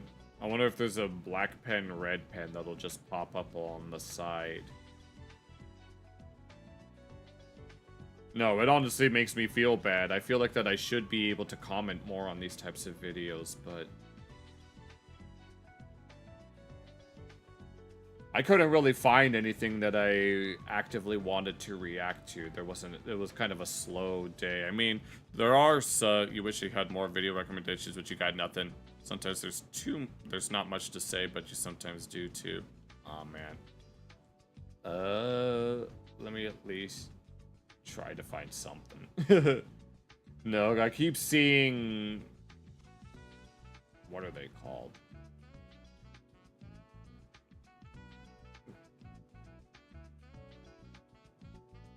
Let me scroll back up. Oh, I did also see this one video called Math Slop has hit a new low. If we're going to continue on with the slop tuber stuff, well, it's not really slop tube, but it is something. Let me close these tabs so that I can keep better track. As another year comes to a close, many awards and honors are being handed out, like Claire Obscure Expedition 33. Oh, here's something that I can comment on regarding... Apparently, Expedition 33 won a whole bunch of awards at the Game Awards. Winning Game of the Year. Are You Smarter Than a World War I Draft Horse won... Are You Smarter Than a World War I Draft Horse? An Underrated Video of the Year. The Math Sorcerer won Most Prolific... Author of the Year. And this the word slop is Merriam-Webster. Here we go. Yeah, you have one that might be controversial of a video you watch and say it's probably not debating. You could probably mention that. Yes, slop. Plus gerrymander, touch grass, performative, and other words. They've chosen that as 2015 Word of the Year. Digital content of low quality that is produced usually in quantity by means of artificial intelligence. Yeah, and all that stuff dumped on our screens, captured in just 4 letters. The English language came through again. To say what you want about slop tubers, at least more Pegasus does his research and does his own stuff. 2025 Word of the Year. Their honorary article begins, Merriam-Webster's human editors have chosen slop as the 2025 Word of the Year. We define slop I think this is something that I can better comment on. Content of low quality that is produced usually in quantity by means of artificial intelligence. All that stuff dumped on our screens, captured in just 4 letters. The English language came through again. Let's go. It certainly did. In older usages, slop was a word meaning puddle. Was it? To spill or clothing, so that a tailor may be called a slop shop. Whoever thought of calling a clothing shop a slop shop? I always used slop in its verb form. Yes, the lunch ladies slopped a sticky sphere of chicken rice onto their trays. Adam, Bo, Chuck, and Daryl watched as the lunch ladies slopped a sticky sphere of chicken rice. Someone did some sloppy joes Onto their trays. But these days, one doesn't slop in slops or oh my god, all this AI slop. But rather, one... We haven't looked at AI slop in a hot minute because I haven't really been avoiding it. I just haven't really been thinking about it. Maybe we should do that again. Consume slop. It's just, well, actually, another thing is that when it comes to, like, the AI Disney Pixar stuff, it's all the same things over and over again. It's Finding Daddy, Finding Milk, and Torta Pounder, and BBLs, and Dickens Cider. It's all the same things over and over again, to the point to where... we should we need another bingo for that, just so we could do the cream corn, more cream corn. You can't eat this slop. One lies in the slop, lathers himself in it as he doom scrolls and bed rots. Annoying orange is buff. If I had to pick, I'd give the 2025 Word of the Year to the word math. And naturally, I'm particularly interested in math slop. Let's see. Rest assured, we will spend some time lathering ourselves in. Let's do it. Where I else want to has see. slop reared its ugly head this year? Besides AI. Christmas season brought with it Christmas ads and a snowy... Oh, yes. I remember hearing about some of these. I remember there was some Coca-Cola related one. A mix of holiday slop. There was McDonald's bizarrely negative Christmas ad, presumably meant to be funny, but any charm the slapstick comedy might have had was vanquished. All the shops turned to mayhem, leaving Santa no space. Used to play bingo games in your ed school. Cool math games like Crazy Taxi that's not actually Crazy Taxi. By the AI slop visuals. Coca-Cola generated 3 Yes, I remember hearing about this on a podcast. AI slop ads featuring things like shape-shifting trucks and the elusive, near-extinct Arctic sloth. There's such a thing as an Arctic sloth. Last year, there was Call of Duty Black Ops 6's AI-generated zombie Santa loading screen. Oh, Lord. This year, we had Battlefield 6's AI-generated sticker art. This makes Oh, me think yeah. of popular digital trading card games like Madden Ultimate Team. These are things. Producers of trading cards in the past might have thought, man, imagine the profit margin. Imagine what we would do if imagine how much I would be making right now if I made AI stuff. If only I'm we not didn't going have to do it actually because I don't have the patience to learn how to use them. produce the cards, and instead only had to design them. And now we're moving a step further. Imagine the profit margins if you don't have to do anything. Well, the word may be used particularly for AI slop, which can be generated in overwhelming quantities due to the major barrier of content creation. Yeah. Effort being removed. Because I know that the current CEO of YouTube wants to prioritize AI in video making as a means of giving a platform to not necessarily. I was going to say to make to give creativity. I know what I want to say, but it's hard for me to put it into words without it sounding incorrect.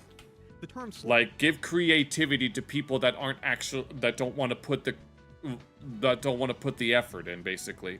Slop can be used for human-generated content too.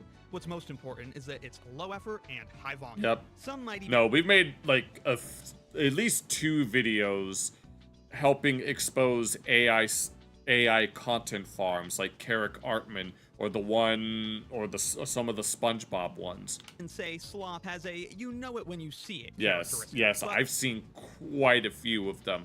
I know it. I also know it when I see it. Sometimes the line is blurry. For example, this wildly popular image originated on TikTok, and it's the center of what I consider a slop masterpiece. I bet it is. Is this AI generated? Image itself slop, since at a glance, it's not really meaningful mathematics, it's just a bunch of math slopped onto an image. Okay, you have to get ready for bed. All right.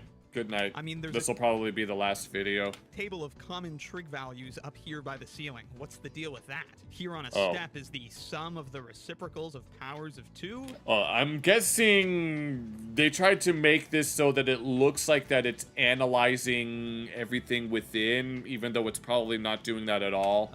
Okay. But the rest of the stuff here is actually fairly relevant to the image. Okay. So I wouldn't call the image itself slop. But that doesn't mean the image can't be stolen and How a mathematician sees the world. turned into slop, which it was, to the tune of over 200 million views. Oh, no. Someone else's image, and then the perfect engagement bait caption to make an all-time slop masterpiece. Damn. Math people won't be able to resist saying, no, that's not how we see the world. It's not how I see the world. I see the world. I simply just see it. Other people might ask about or criticize. Lol, what in the every loving shit does this have to do with an escalator? We have the limit as n approaches infinity of the sum of n where k equals 1 of 1 over 2n equals 1. That's not even accurate notation. The math? Lol, what in the ever-loving shit does this have to do with an escalator? Is that even... No. I probably shouldn't say that because this notation probably does exist in some way. No. When you're writing down a limit, you put the limit abbreviation, and then the variable approaching a number goes underneath it. This should be underneath that, and then you have like this would go here, and then this would go up there, and then I don't even know if this is even correct. And many more. Wait. Rift on the concept. Wait, let me see that. I need to read that other one. Does this have to do with an escalator? And this is how hackers see the world, you pretentious fuck. And many more rift on the Oh, I get it. I was like, how will they see the world? Concept itself, turning it. Okay. How a music producer sees the world. Oh, Lord. Fresh meme form. Oh, so it's one of those things. Cursed limit notation, yes. How a mathematician with no glasses sees the world. Birthed from the slop. As it turns out, yes, how fuzzies see the world through their eye holes. If I ever got something like that, I would need to make sure that I can actually see out of it.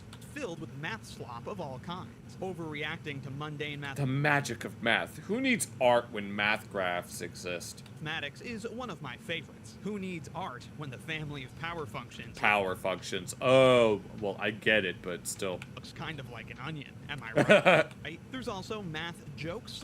Neo, welcome to the Matrix, right? This is a math joke. Is it? Yes, because this is what a matrix actually is. It's just an arrangement of numbers within this particular fashion. Really, though? In my opinion, this just isn't how jokes work. You can't take a quote that has a word with two meanings, then put a picture of the unintended meaning nearby, and consider this a joke. And if you can do that, then... The inner machinations of my mind are an enigma. Here you go. Here's an... And there's no use crying over spilt milk. Absolutely riotous math joke. Here's another example of non-AI... An approximation for Euler's number. AI math slop. A fascinating approximation... Wait, if he's not going to read it, then I'm going to read it. Imagine such a silly thing. Joke. Here's another example of... Hold on. Oh my god. I don't remember how to... Then here you go. I'm sorry. Here's an absolutely riotous math joke. Here's another example. Here we go. Okay, the number e plays important roles across mathematics. Like the constant pi, e is irrational, meaning that it cannot be represented as a ratio of integers. And it's also transcendental, meaning that it is not a root of any non-zero polynomial with rational coefficients. Here are more decimal places of e. Non-AI math slop, a fascinating approximation. 1 plus 1 over... I need to... Okay, 1 million to the 1 million is approximately equal to that. I do know that the formula for E is based on the compounding interest formula.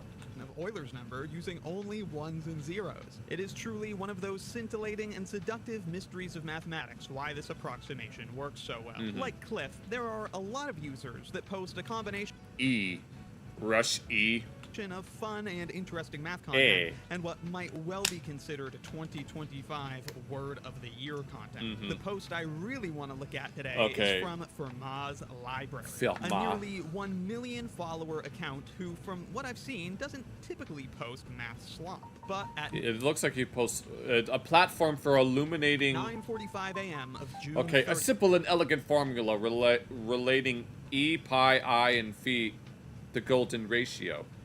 E to the I pi plus 2 phi equals the square root of phi. I know e to the I pi is necessary when calculating polar coordinates in the complex plane, but... This year, Fermat's Library took a little dip into the hog trough and came away with this iconic piece of slop. A couple of hours later, the no doubt devastated Will Twitter math slop hits a new low, so is this a false equation? Kenny responded saying, Twitter math slop hits a new low. And so the question is raised. Okay. Why is this simple and elegant formula relating e, pi, I, and phi, the golden ratio, math slop? And no, I need to know why we would call it math slop. Do you agree? And can you think of anything even sloppier? Well, let's start with why this is certified slop. It does look awfully striking, doesn't it? Yeah. I mean, look at all those... Look at all those fancy letters. Famous math symbols. Yeah, you would think. Has the square root of 5. Yeah, I mean, obviously, it's got all the bells and whistles. It must be true. Which the famous Euler's identity doesn't have. In other words, we might say this identity mogs Euler's identity. Oh, it mogs. Oh yeah, mogging. But getting serious, to see how contrived this slop equation is, you really need to know phi. Okay, yeah, that is the golden ratio, correct? Phi, the golden ratio, is the special ratio between the long part and the short part in this blue-red segment. Yes. What's special about it is that the long part is to the short part as the whole segment is to the long part. That is, the golden ratio, A over B, is the same as the ratio of A plus B to A. If B, the short part, equals 1, then phi, the golden ratio, would equal A. And thus, from this equation, we would have that phi equals phi plus 1 over phi. This leads to a quadratic, and the quadratic formula gives a negative root, which we discard because we're discussing positive quantities. Okay. And the yeah, I know about this. Which is the exact value of our famous ratio. Yes. Oh, wait, I think they're going to try to work it backwards, aren't they? These two. Yes. Yes. equations. Oh, I get it. I get it now. But I want to see it be. I want to see it be reverse engineered real quick. Seem a little fishy. Multiply both sides by 2. Yes. Oh. Yes. I get it. I then get it. Subtract 1, and suddenly they look almost identical. I don't think -1 equals e to the pi I.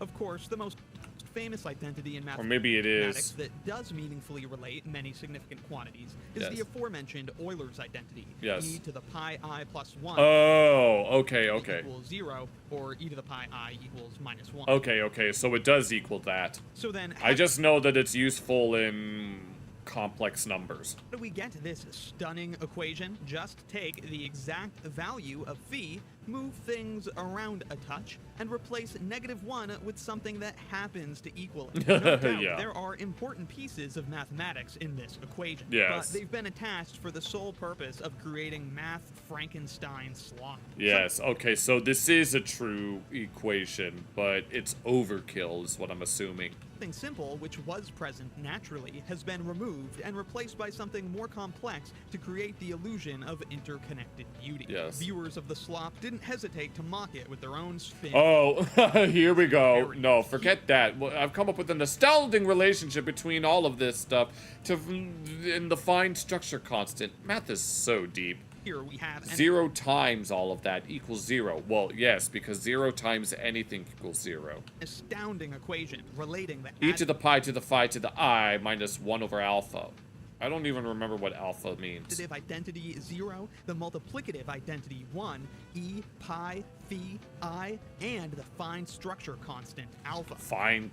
Oh. Which is the ratio of the velocity of the electron in the first circular orbit of the Bohr model of the atom to the speed of light in a vacuum. Yeah, I'm not going to know what that is. I don't think I ever learned about that in Mathematics and in either science or math. Intimately connected. Shiver in ecstasy. And Well, anyone could tell you that. here's another good one. Who says E always has to be The least beautiful equation in mathematics, pi to the e plus I times 0 is 1. Well, yes, anything times 0 is 0, and anything to the power of 0, except for 0, is 1. 0 to the 0 has no agreement. base? Did you know that pi to the e plus I times 0 equals 1? Yeah. Oh it's my true. God. Pretty incredible. In fact, one of the beautiful things about this identity is we could also throw in a few other numbers. Let's go. Like, say, I want to the see. fine structure constant. Yes. Maybe the square root of 2. And if you're a middle schooler who wants to make your math teacher throw up, toss in a plus 6, 7 in here. Oh no. And show this No, to no, Mr. no, no, Math no, no. in your life. Tell him, you know what, Mr. Math? You're right. Math is beautiful. I mean, just look at this. Sokoban Heroes replied to the... Let's multiply it by the limit as x approaches 0 from the negative direction of 1 over x. All of these circles make you square, or all of these squares make you circle. Original slop was amusing. He said, writing it as e To the I over pi plus 1 equals 0 instead of this other way. to the I times pi plus 1 equals 0 instead of just e to the I times pi equals -1 was Always a slippery slope. Indeed, the identity as it is typically written is just a rewritten form of an instance of Euler's formula. While most everyone is familiar with how exponents with real numbers work, Euler's formula tells us how to compute e with a complex number exponent. Yes. Multiplying e by itself 3 times for e cubed is something anyone can understand. Anyone can understand that, but what if you raise it to the complex number? E to the power of a complex number z. Well, any complex number z can also be written as I times x, where x is also complex. Yes. And Euler's formula tells us that e to the ix is equal to cosine x plus I times sine Oh, I know about this as well. x. Not only does this I forgot what the name of this identity is called. tell us how e with a complex exponent can be computed, but it turns out it's done using the very familiar sine and cosine functions. Then we could plug in pi, which of course plays nice with trig functions. Yes. Cosine of pi is -1, and sine of pi is 0, so we end up with e to the I pi equals -1. Yeah. We thus see that Euler's identity doesn't naturally occur in its popular form. When we put it in this form, it looks slightly more substantial. It doesn't look as much like the result of just plugging a number into a function. And when written this way, it has both 1 and 0, which together are a lot more impressive than just -1. Sokoban Hero's point was that once you make unnecessary alterations to Euler's identity just for the sake of aesthetics, you are beginning on a slippery slope indeed. Yeah, which it's I a can slippery, sloppery slope.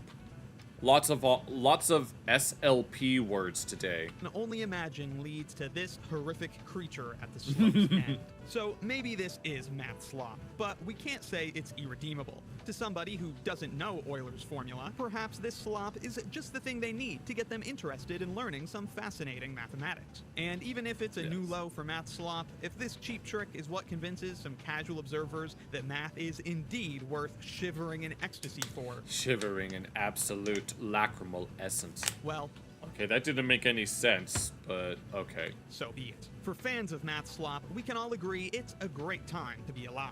There is more Okay, 14% over 7%. That's like 0.14 divided by 0.07. slop among us than one could ever hope to give his thoughts on. In I have to do that by hand. the family of notational abuse slop, this is a famous one that is Let me guess, it's not 2, is it? gone through a few iterations. You get to ask someone a question, and then when they say the right answer, 2, you can appeal to the That technically would be 200%. format of how you've requested their answer. To say, no, Or is it 2%? nope, you're wrong, it's supposed to be 200. Yes, it is 2. Because I already put a percent sign here, you idiot. For some of these, the bar has got so low that 3 plus 2 times 3. 2 times 3 is 6, plus 3 is 9. The answer is 9. that not even a little epsilon could shimmy its way beneath this advanced stage slop tent. And if you don't think your slop is quite good enough, It's you a can 1-minute challenge. Solve for X. 99% of people fail to solve this. Only 1% smart people can solve this. Just give me a pen and some paper and I'll figure it out. always throw on a 99% of people failed this challenge, and add some cute emojis too. Indeed, nothing says this Yeah, this wouldn't be that hard at all. is a math challenge worth engaging with, like only 1% smart people solve this. Me personally, I prefer people that are 2% smart, at least. Let's go. At the end of the day, all Let's say, okay, 4 over 3 divided by 4 over 3 divided by 4 over 3. I need pen and paper for this as well. all these slop curators can continue to pump out as much math slop as they please, but they'll forever live in the 99 squared. shadow of my math slop champion, your bummy math tutor, who is the most reliable source, day after day, of completely inane math slop at a level others simply don't have the guts to match. Boy, Seems all this legit. chopping it up about math slop has really got me in a sour mood. I've had a really great 2025, so Okay, I think that's the end of the video. No. Part of me actually wants to solve that angle equation, but I need to open up like MS Paint and all of that, and I'm already running out of time. I hate to leave things on such a negative note. Well, I know. Why don't we go look at some of my cool calculators over by the Christmas tree? The coolest calculator of all. And so Wrath of Math yapped, and said so with he's shout, This is one calc that I can't live without. And what calculator is? We always use TI-83s and TI-84s. This one is shiny, this one is cool, this one's a sphere, and this one is pool. Concerned folks would ask him, are there friends he could find? Are there friends He'd that say, you could find? I have my stewards, the 1st to the 9th. No math slop could faze him or give him despair, so long as his inflatable still held its air. He never was Very selfish, well. for on Christmas night, he wished only for the math sorcerer to learn how to write. But he himself too could learn something more. Okay, alright, that's that. Alright, unfortunately, a slow stream today. I've been having a little... Well, I need to find better videos for me to comment on. I mean, I tried to comment on the Hasan video we looked at today, but I ended up getting heavily distracted by something. Let's just leave it at that. And so I couldn't comment too much on the second half of that. Let me check everything. Okay, that was just a temporary thing. I gotta check on something real quick.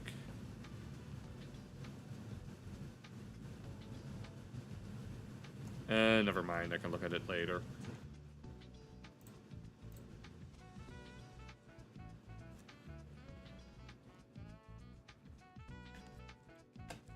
Okay.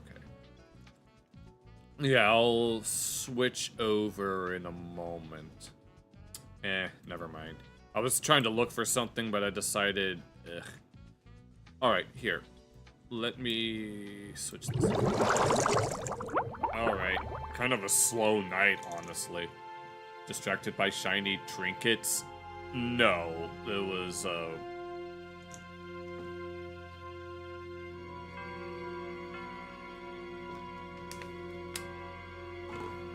No, it was someone who was, chatting earlier.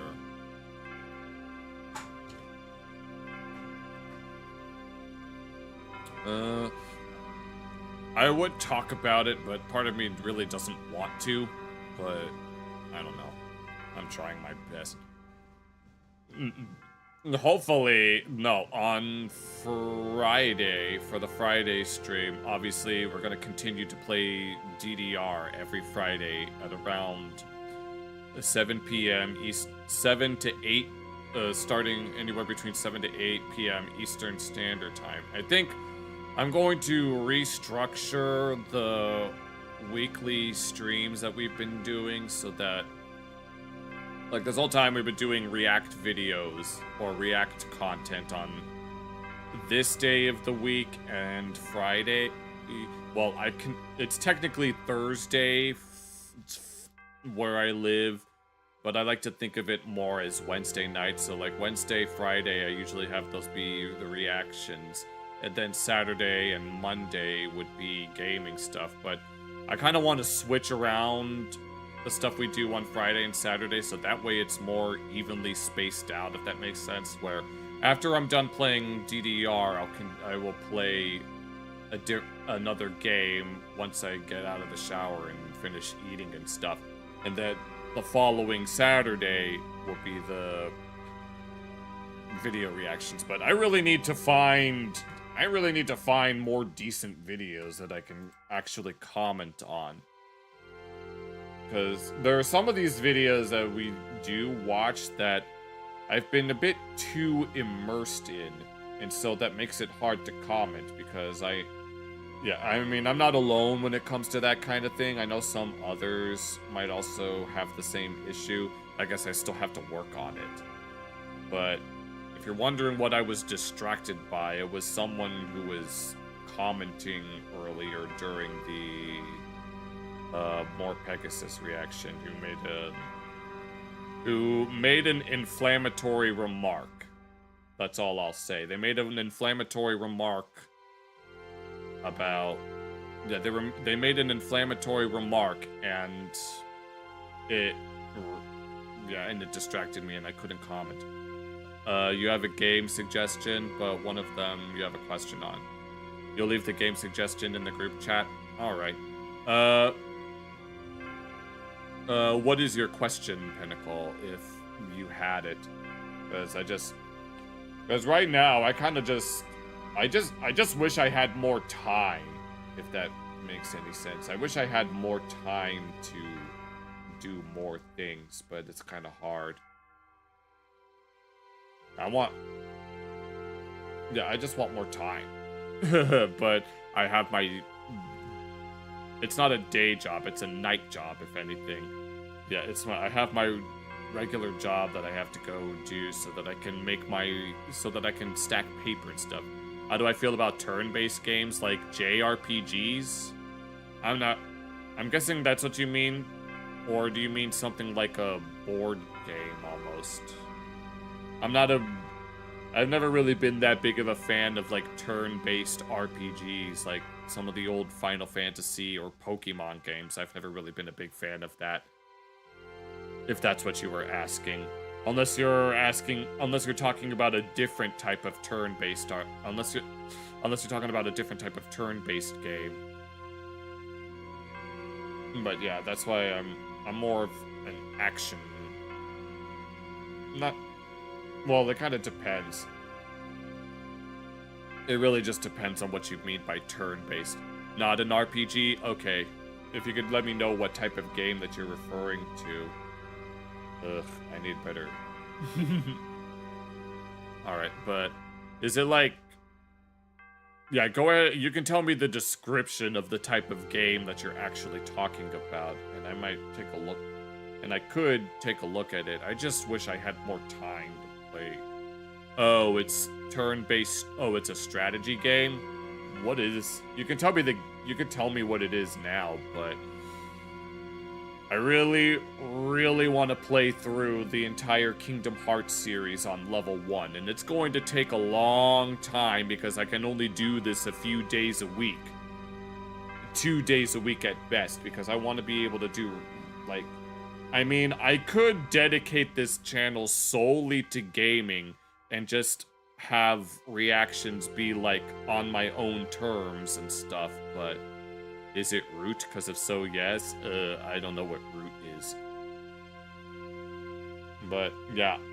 I was thinking in the back of my head that I would dedicate my channel, or at least this live streams, to games, and that React content would be made just on my own time, and then do it that way. But I really enjoy reacting to stuff live, because at least you guys also get to comment on them. So I'm going to continue. I'm going to at least... make sure that there's a balance. I'm going to make sure that like, half of my streams are dedicated to reactions, and then the other half is dedicated to games and stuff. So yeah, the only 2 games are really old ones, though. Oh, okay. Yeah, it's just... Yeah, I just wish that I wish I could stream for 8 hours at a time. I wish I could do that, but... I'm not popular enough to really warrant things like AdSense or channel members or anything like that. The turn-based game is not playable on control. Oh, wait. Are you talking about, like, Bunda was showing me some isometric... I might like jalopy? Let me look that up, because I don't know what that is.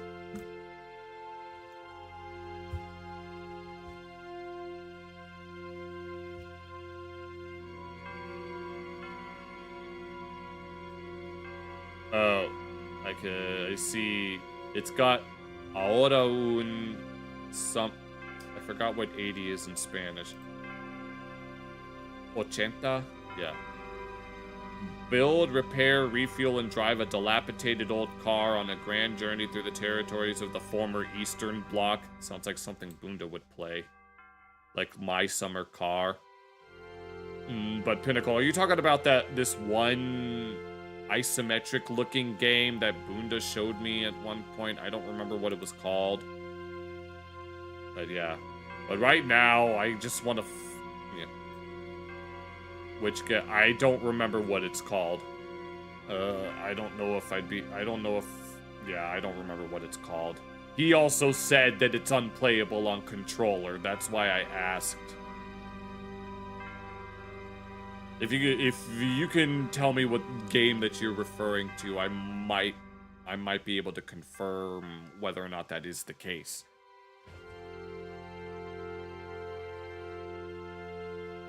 But yeah, for now, I just really want to focus on the games that I wanted to play, because I just really enjoy those kind of... I mean, I know that I want to play other games that you guys recommend, but it's hard for me to...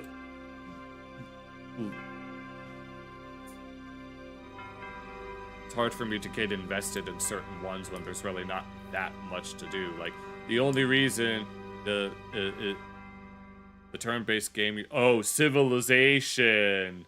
Oh, that's what you're playing, not the newer version, though? The only thing I know about Civilization is that one of the songs is from one of the songs... We sang Bob... It's like old, and you mean old. Like, the original like the first Civilization game. All I know about Civilization is that we sang Baba Yetu for choir at one point. I don't remember if it was my senior year or my junior year, but we sang Baba Yetu, which was very fun. I don't remember all the lyrics to it, but I remember I sang bass in choir. I sang bass in choir and I played clarinet in band. So that's that. Oh, you're referring to Civ 4? No, eventually, if I'm popular and... Yes, Baba Yetu from Civ 4, yeah. Hopefully one day if I'm popular enough and I get more than 10 viewers at a time, and I get as popular as some of the other anime VTubers, I will be able to sing live for everyone. Although I need to work on my breath control because since I haven't really done choir-related stuff since I graduated, which was 10 years ago, actually, now that I'm thinking about it. I'd have to work on my breathing, because one of the things that's important with regards to singing is breath control. But the only problem with, like, singing live is getting copy claimed, which is one of the reasons that I'm also post-streaming on Kick, because I know that it's not quite as,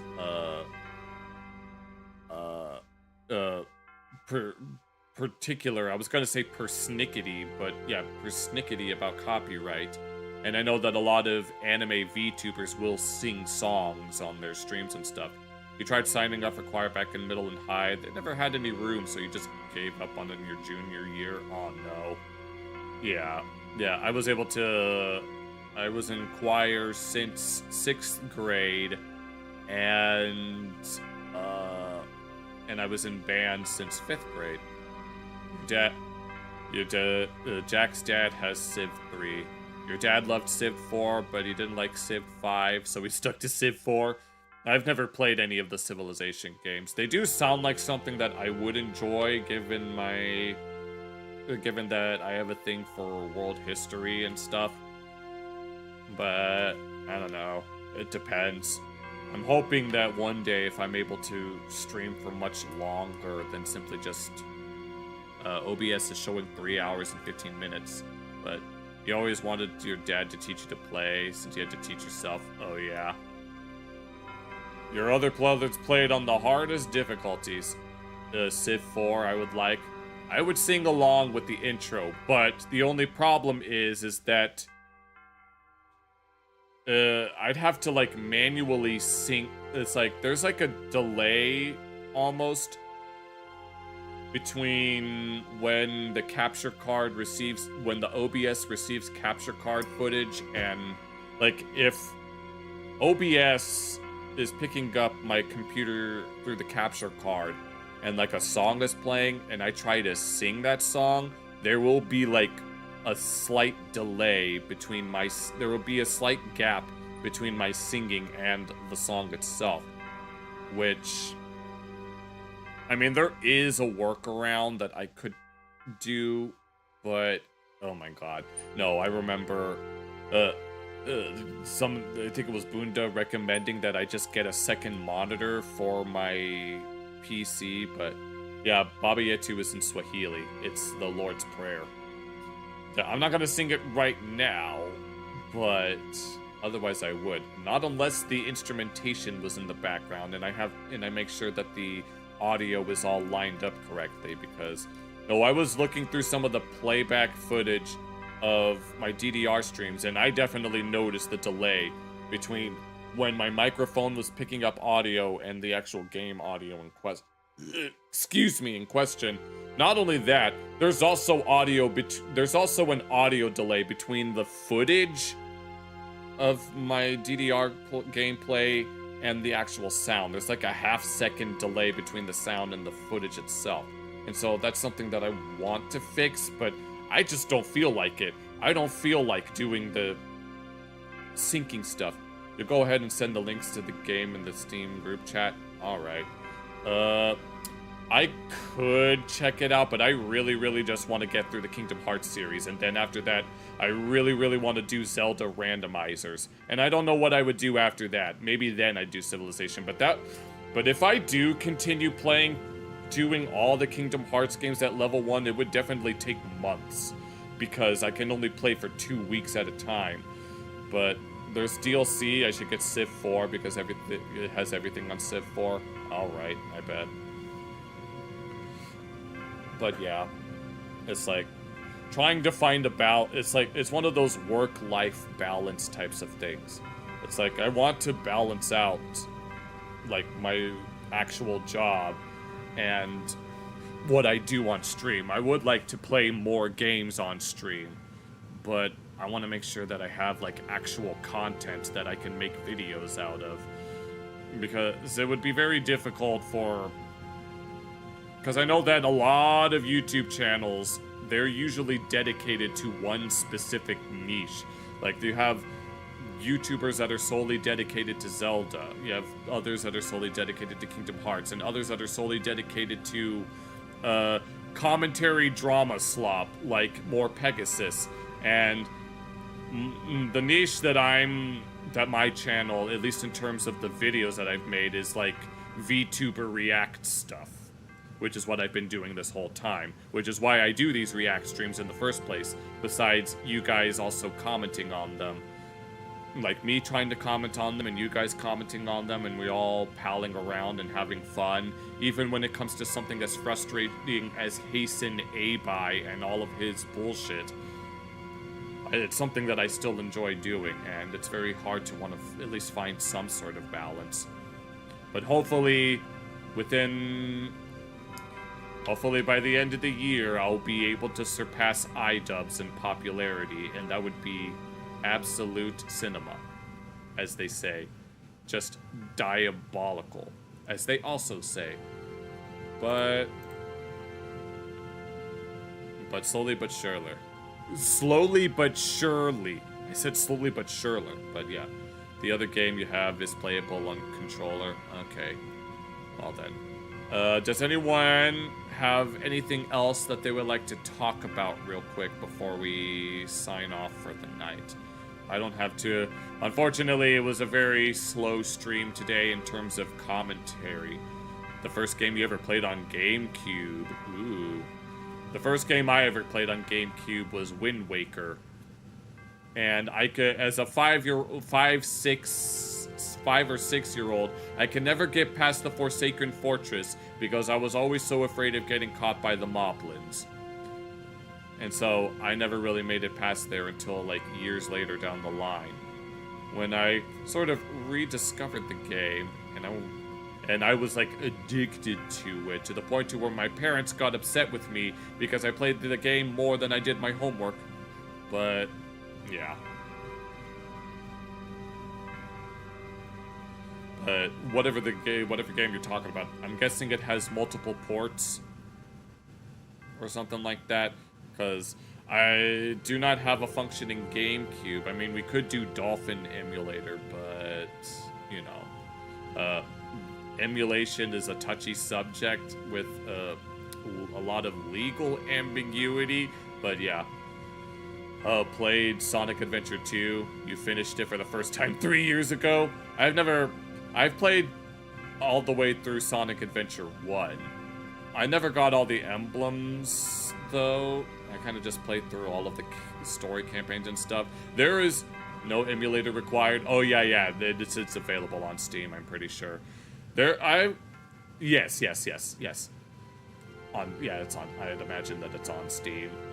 But there is one reason why I've never really played Sonic Adventure 2. And that's because although Tails is a playable character, he doesn't play the way he does in Sonic Adventure. You see, I think I've mentioned this more than once, but Tails has always been my favorite character ever since I was at least 4 years old. And it was solely because he could fly. And that was the reason why the 2-player battle costs money. How the hell does the 2-player battle cost any money? Wasn't that already the case in the original GameCube versions or something? But yeah, ever since I was little, Tails was my favorite character, solely because he could fly. But I'm not the biggest fan of how Tails plays in Sonic Adventure 2, which is why I've never really gotten around to playing it. But I could at some point. But we'd have to play Sonic Adventure 1 first, so that we can at least get that out of the way. And I guess we do in all emblems. Yeah, the GameCube version came with Player 2 Battle. Yeah. Yeah, I think that's like the difference between the GameCube version and the original Dreamcast one, I think. Like, I think the original Dreamcast version was just called Sonic Adventure 2, and then the GameCube version is Sonic Adventure 2 Battle, which I think is how the two-player works. But is the two-player really only available on Steam? That just seems odd to me. But, whatever they say, I guess. Whatever they say. But yeah, I'd be down to play some Sonic games in the future. You know, every time that I would play Sonic 3, I would always play as Tails and just fly around everywhere and look for all of the secrets. And yeah, it's just like that. But thinking here. All right. Does anyone else have anything that they want to talk about? Or, because I don't really have too much else to talk about. Hopefully, yeah. You have never been able to finish any Sonic games besides that one, besides 2. Yeah, the only Sonic game I've ever finished is the original Sonic Adventure. I've never actually finished, like, Sonic 3 or Sonic 3 and Knuckles. Mostly because it's like, I would prefer to do them all in one sitting, but by the time you get towards the end, you end up losing all your lives and stuff. So, yeah. But hopefully, yes, so on Friday, we will do the DDR at 7 p.m. Eastern, 7 or 8, sometime between 7 or 8 Eastern Standard Time. You never finished Forces Armenia because it was on your nephew's Switch. Oh, no. But yeah. Between 7 and 8 p.m. Eastern Standard Time on Friday, we will do the DDR stream. And then followed by, we will continue our playthrough of Kingdom Hearts Level 1. And then the day after that, we will do will be a React stream. I've decided that I'm going to do it that way from now on so that it's more evenly spaced as opposed to what I've been doing this whole time, so. Alright, last call for any discussions. I know I keep saying that over and over again because what'll happen is that I will give my closing spiel, move on to the end screen, and then suddenly a message pops up at the last minute and I'm like, oh, come on. But either way, okay. But either way, thank you all for watching the stream. Apologies if it was a little slow and I didn't have too much to comment on. But hopefully I'll do much better on Saturday. Or at least for the Saturday stream. I'll be back Friday for DDR. That's all you wanted, was to suggest those 2 games. Okay, Civ 4 and Sonic Adventure 2. I will keep that in mind. I have like a list and stuff. But thank you all for watching. I'll be back Friday night for the DDR stream, where after we're done playing DDR, we'll continue Kingdom Hearts Level 1, and then the day after that will be a React stream. And take care.